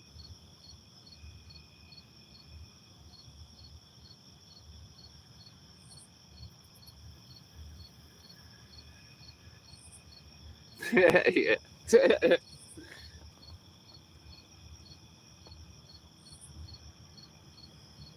And then he's sitting in the dark with his cell phone light trying to tie a hook on his line. And I'm like, "Bro, if you need light, ask me. I got light. I could give you. I could help you out so you can see."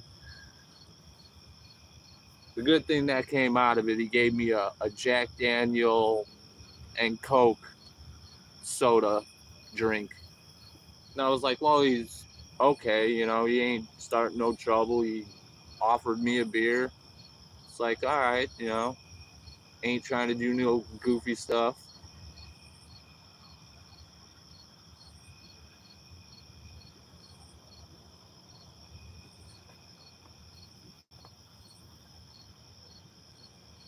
But we he came over here and, you know, we start fishing this spot because I was here originally, and then when he got here, I moved over to the right, and we sat there and talked pretty much all night until he called it quits, and then I stayed here longer. But we were listening to music, talking about fishing and stuff, and it just, that stuff, that's the cool stuff of fishing.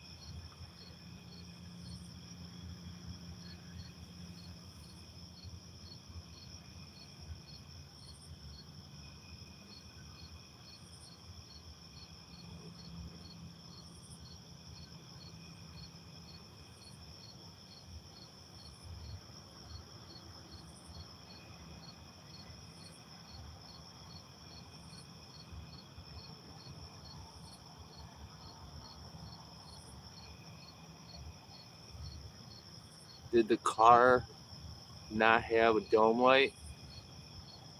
What you mean?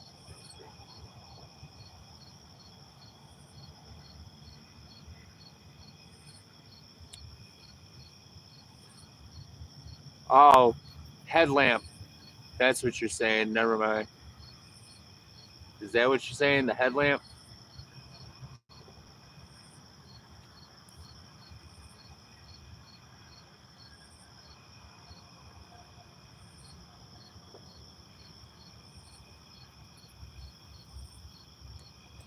Holy moth. That thing was about to dive bomb me.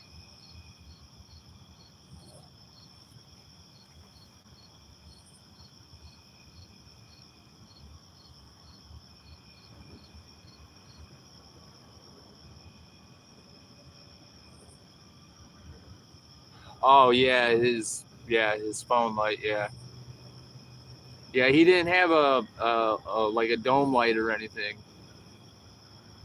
From what he told me, the reason why he came over is to see if anybody was doing any good, but the main reason was a cop was behind him, and he didn't want to get pulled over because he knew he was probably going to end up getting arrested because you could clearly smell the alcohol coming off of him.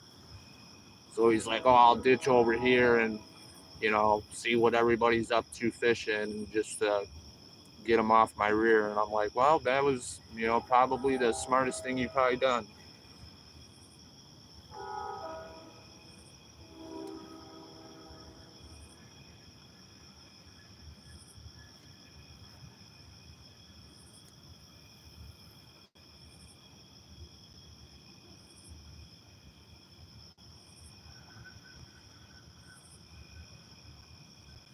I'll be back 1 second. I gotta go get a refill on the Mountain Dewskis.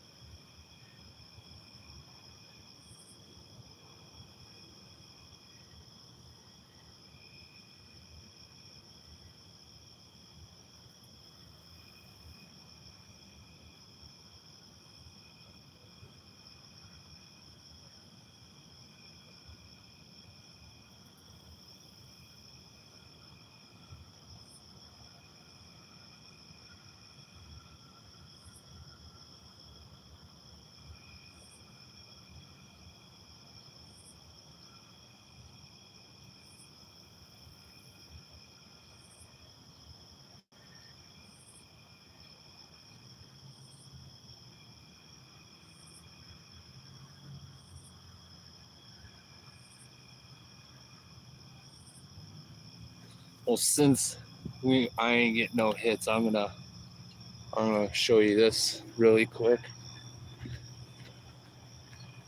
This is a little fire that I made earlier, but that's not what I'm going to show you guys.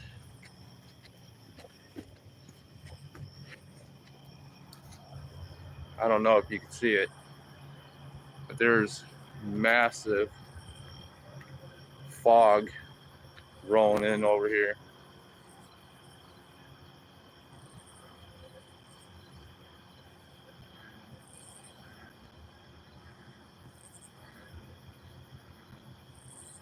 And it's like that all the way around. I don't, even out there, it's all foggy.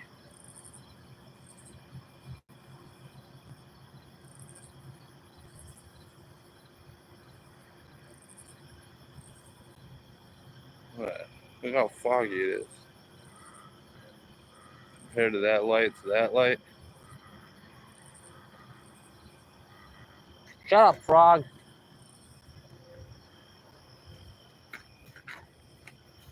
All right. Back down to the fishing hole.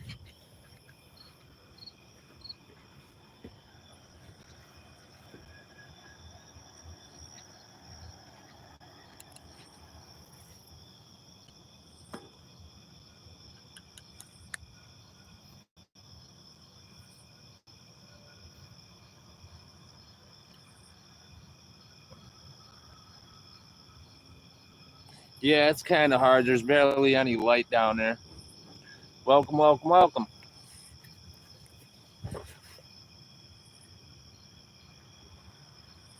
It's just Ed. What is up?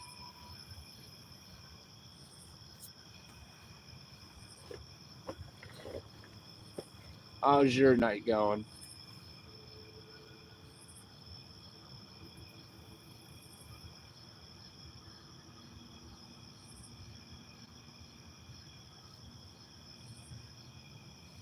Check these pools.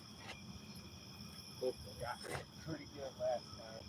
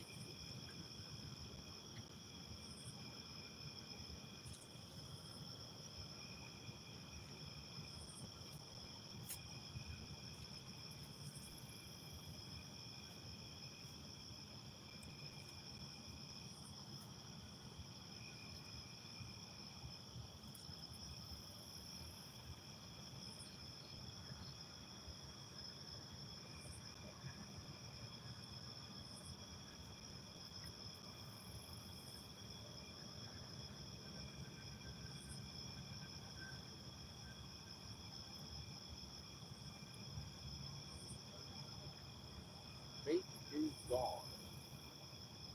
So whatever hit that definitely could. Because he hit it like 2-3 times.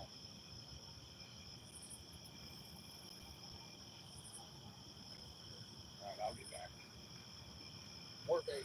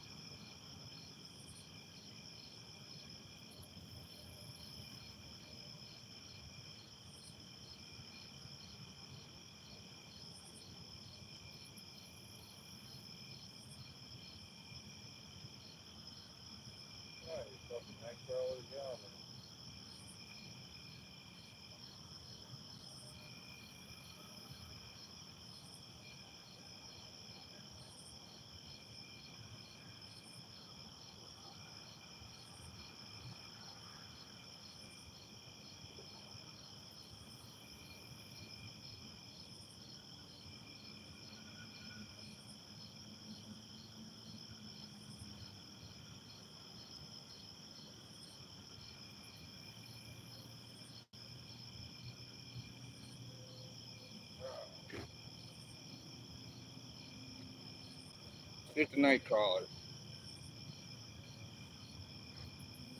See if we can scare the carp.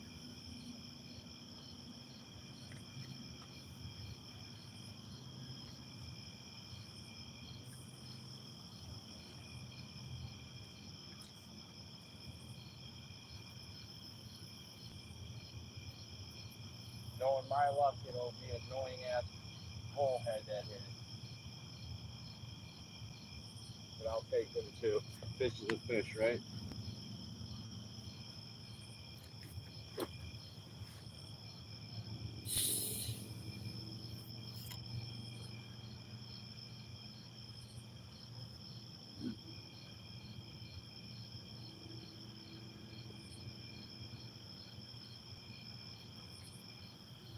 I guess I can bring that other one in too and check it.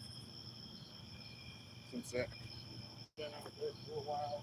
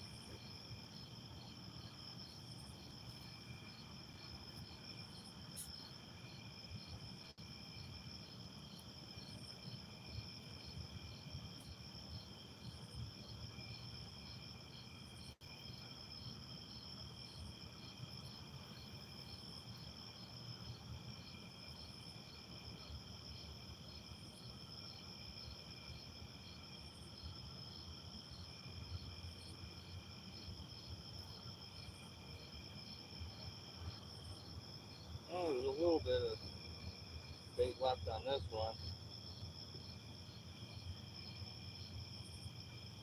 Only a slice of salami.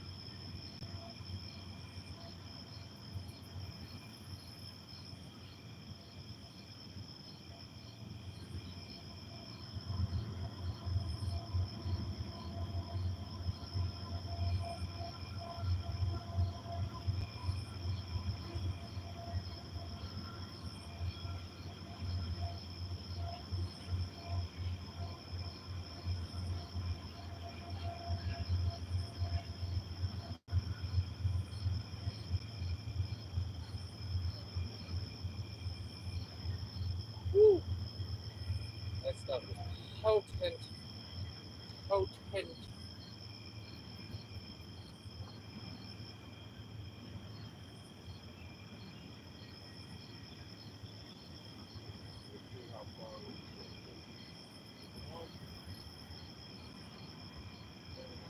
I'll go shallow.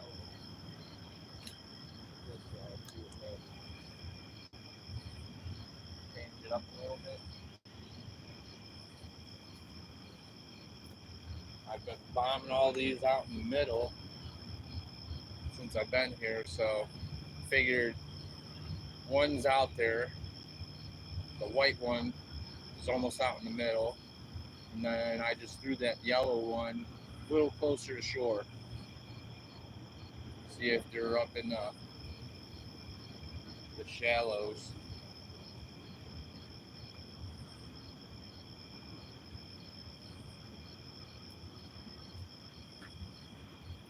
You know what? I think it's time.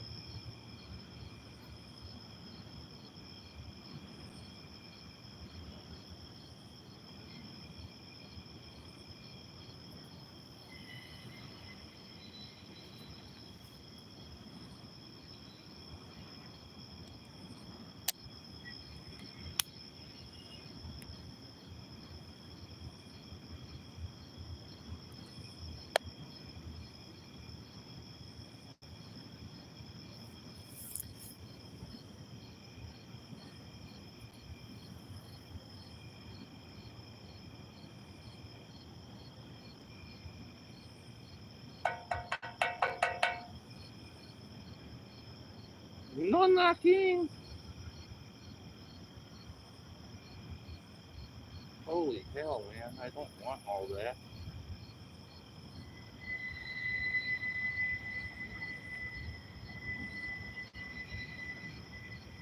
Well, I guess I'm gonna take all that then.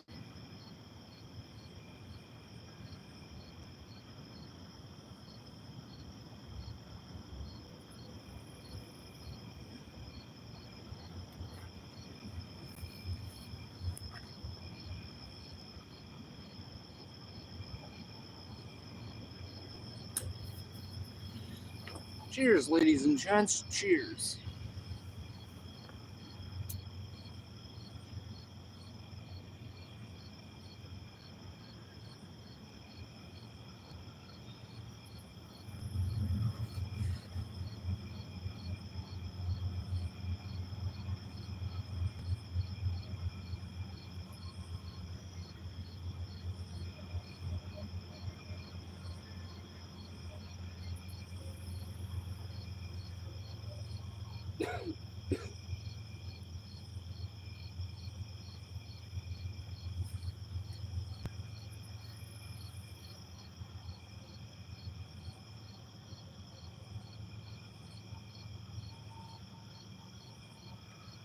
No, I just recasted both of them. I might be a little slow on the reaction when I get a hit, but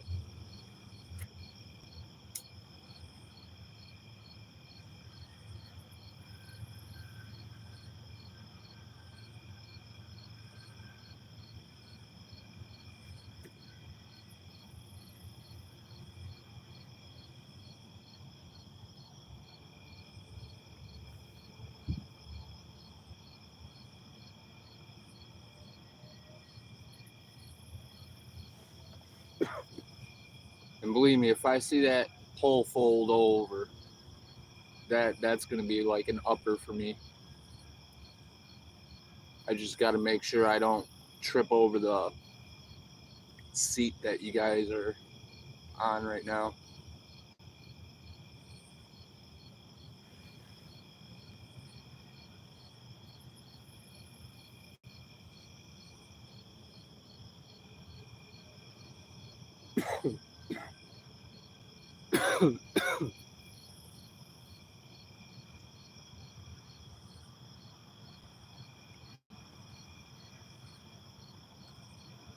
Yeah, salmon's a good eating fish. I don't know. I wouldn't eat it a whole lot, but I will eat it. Seems like the more I eat it, it seems like I don't want any more of it.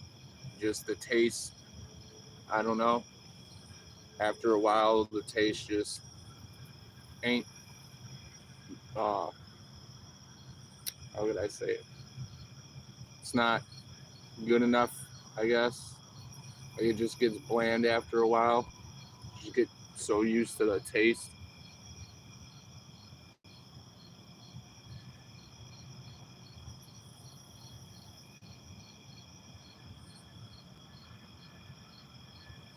God damn, mosquitoes, get off me.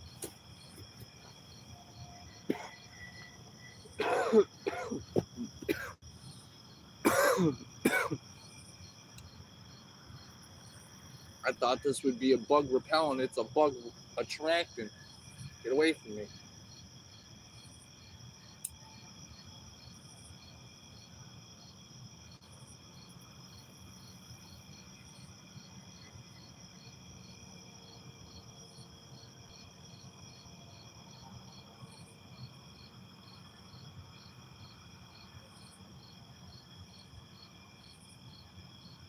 Come on, fish. The hell, man.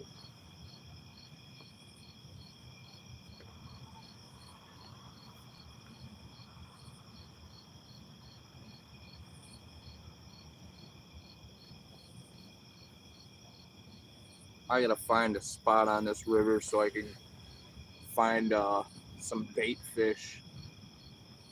This is not ideal.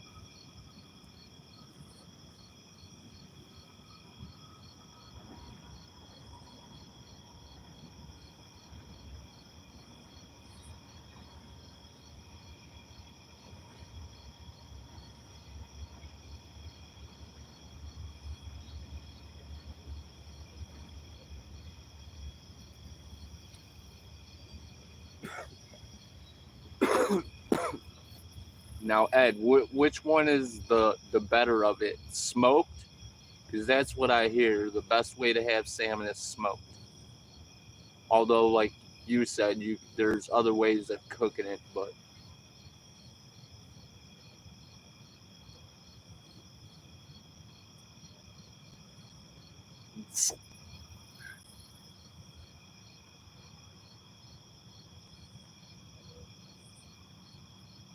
yeah, smoked.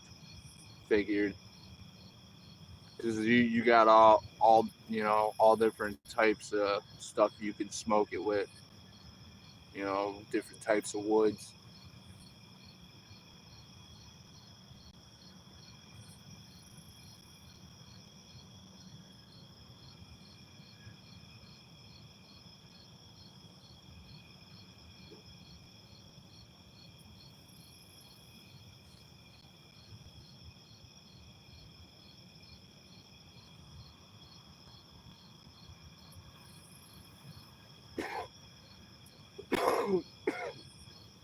My neighbor made some dip with salmon. It was almost I think like a ceviche, but with salmon in it. It wasn't bad, you know, but would I eat it all the time? Probably not.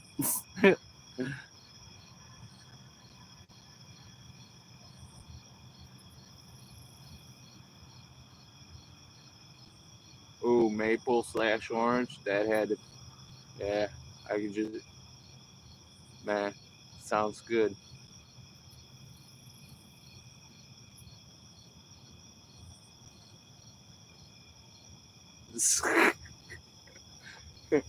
Getting her all hungry. She needs a snack.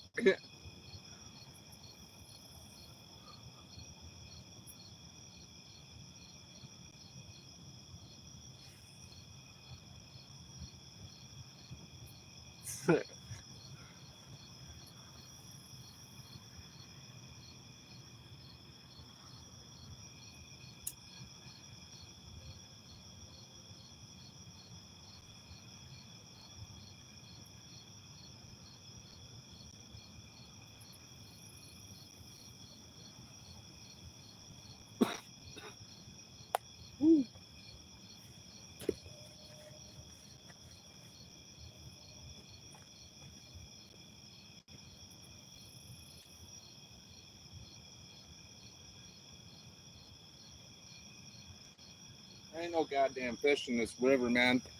I'm telling you, no fish in this river.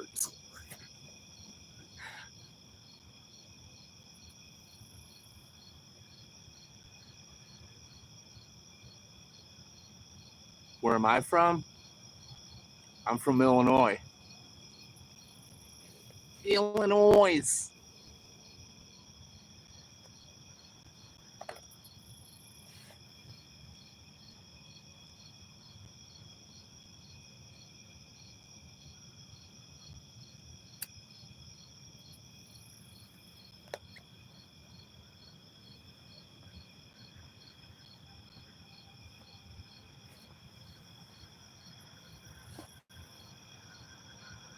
Minnesota.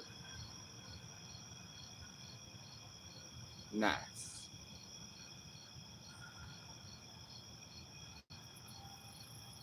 I've always, wanted to drive through Minnesota.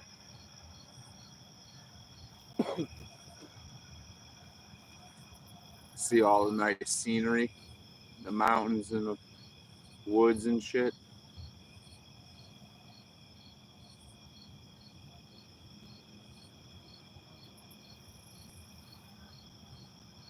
Um, for right now, streaming 3 hours and about 10 minutes, and then I fished about 4 hours before that at a lake, but I didn't stream that. I was with a friend, and yeah, so probably from about 5 o'clock in the afternoon till now.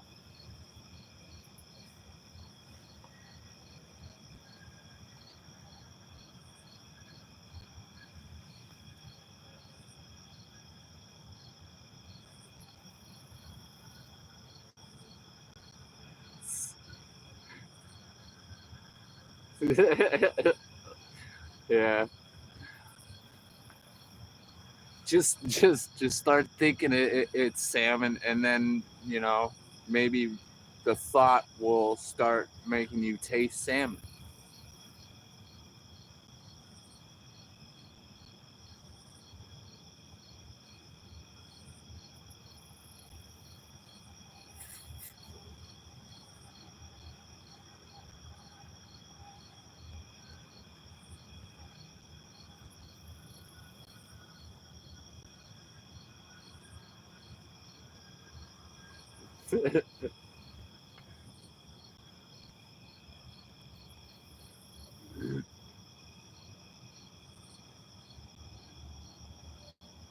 I seen that on one of them cheap version "The World Is Ending" movies. It was basically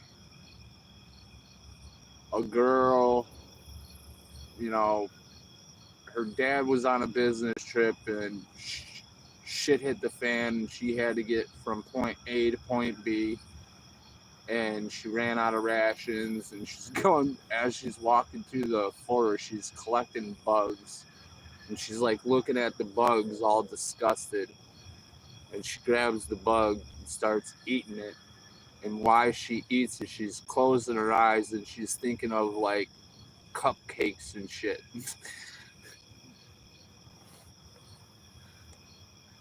And it basically helped her, able to get the worms and bugs down without spitting them all out.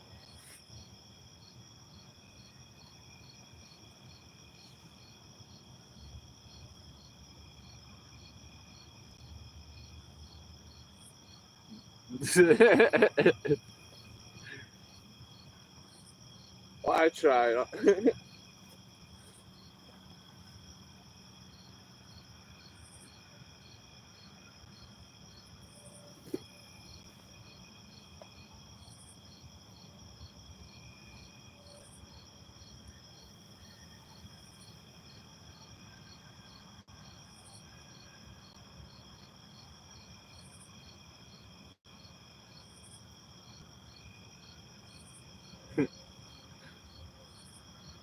That's all that matters, right? At least you tried.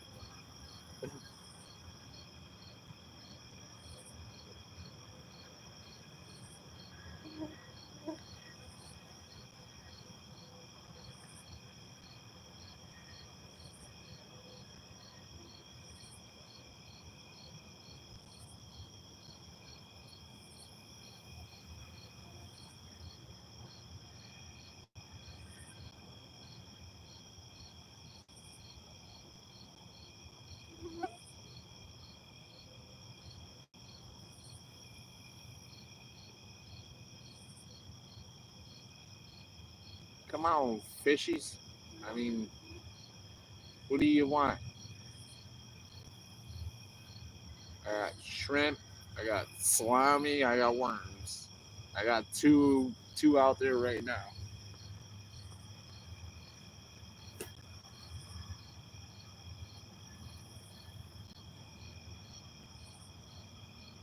I just need one of these goofy fish to come hit this hook.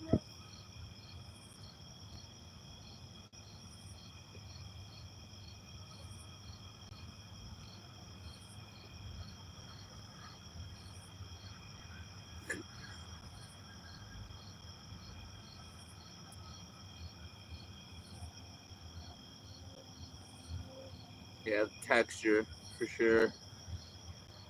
Ain't no salmon when you're chewing on a chip.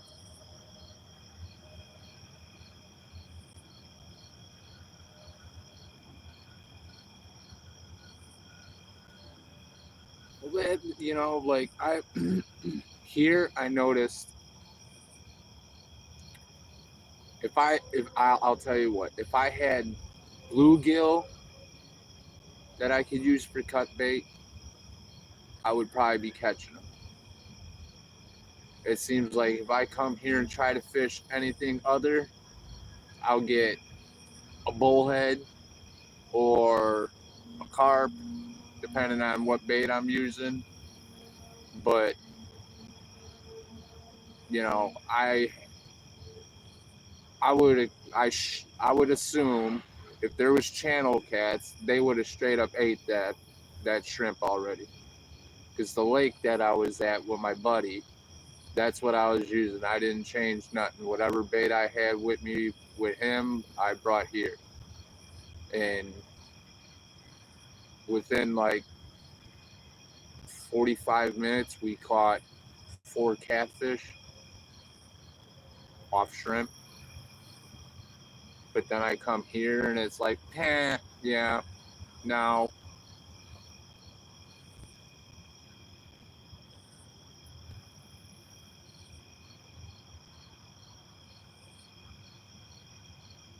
Yeah, just need to really bake them out, and then they'll end up going nuts over the heat that makes them just eat anything in sight.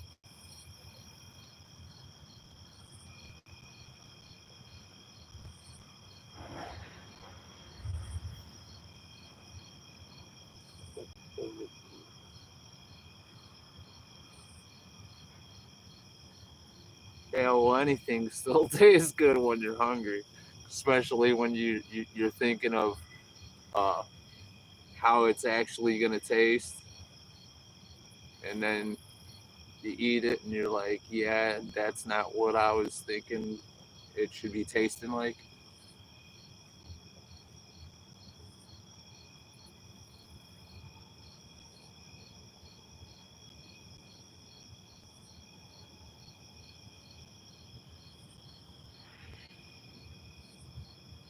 Well, I would have stayed fishing there, but DNR would have kicked me out.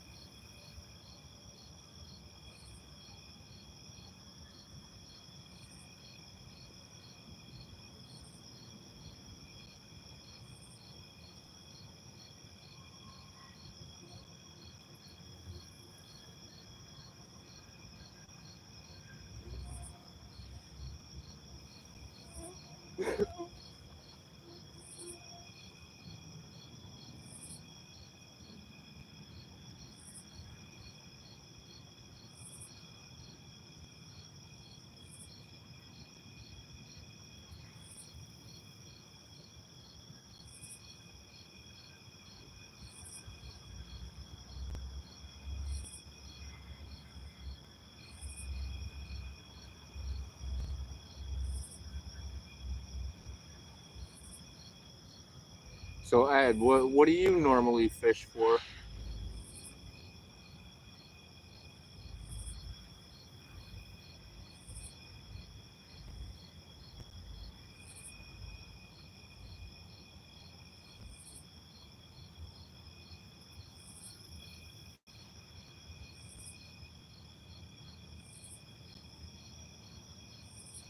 Crappie and bluegill, all right.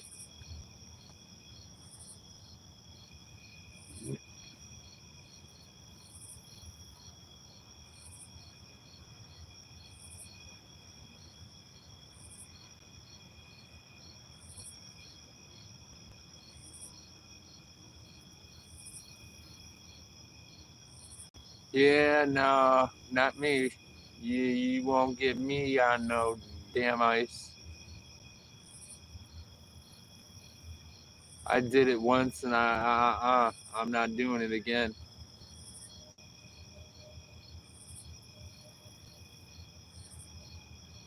Damn light's gonna die again.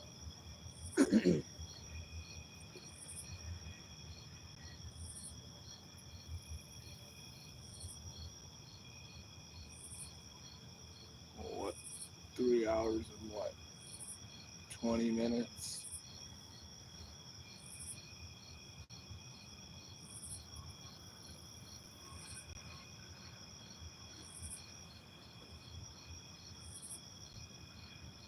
Well, the good thing about night fishing is not a lot of people,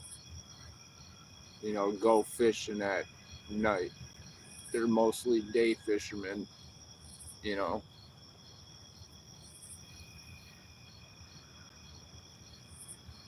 So you got options to go if you know if you have the option to go somewhere and fish. A lot of people ain't gonna be there.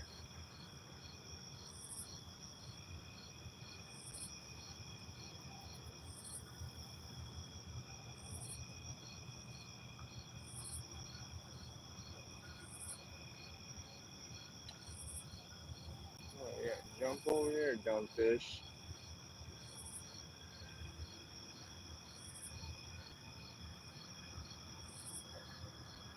How much battery do I got left on my phone? Yeah, my phone's about to die too.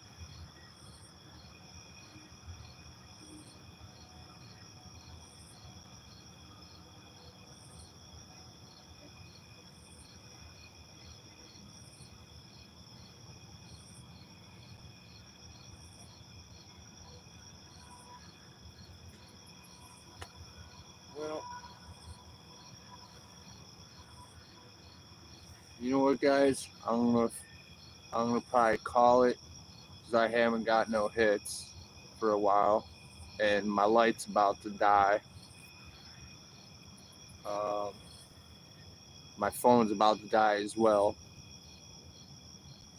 So what I'm probably gonna do is go home, charge my phone, regroup, and then hopefully by that time, because it's what time is it here? 3:25. Yeah, by that time, head back to that lake and tear up some more catfish over there. Start another stream. But I appreciate you guys being here, chit chatting and watching no fish hit my pole. But I'm gonna pack up here, and you guys have a good night and safe night and sleep well, and I'll catch you guys on the next one.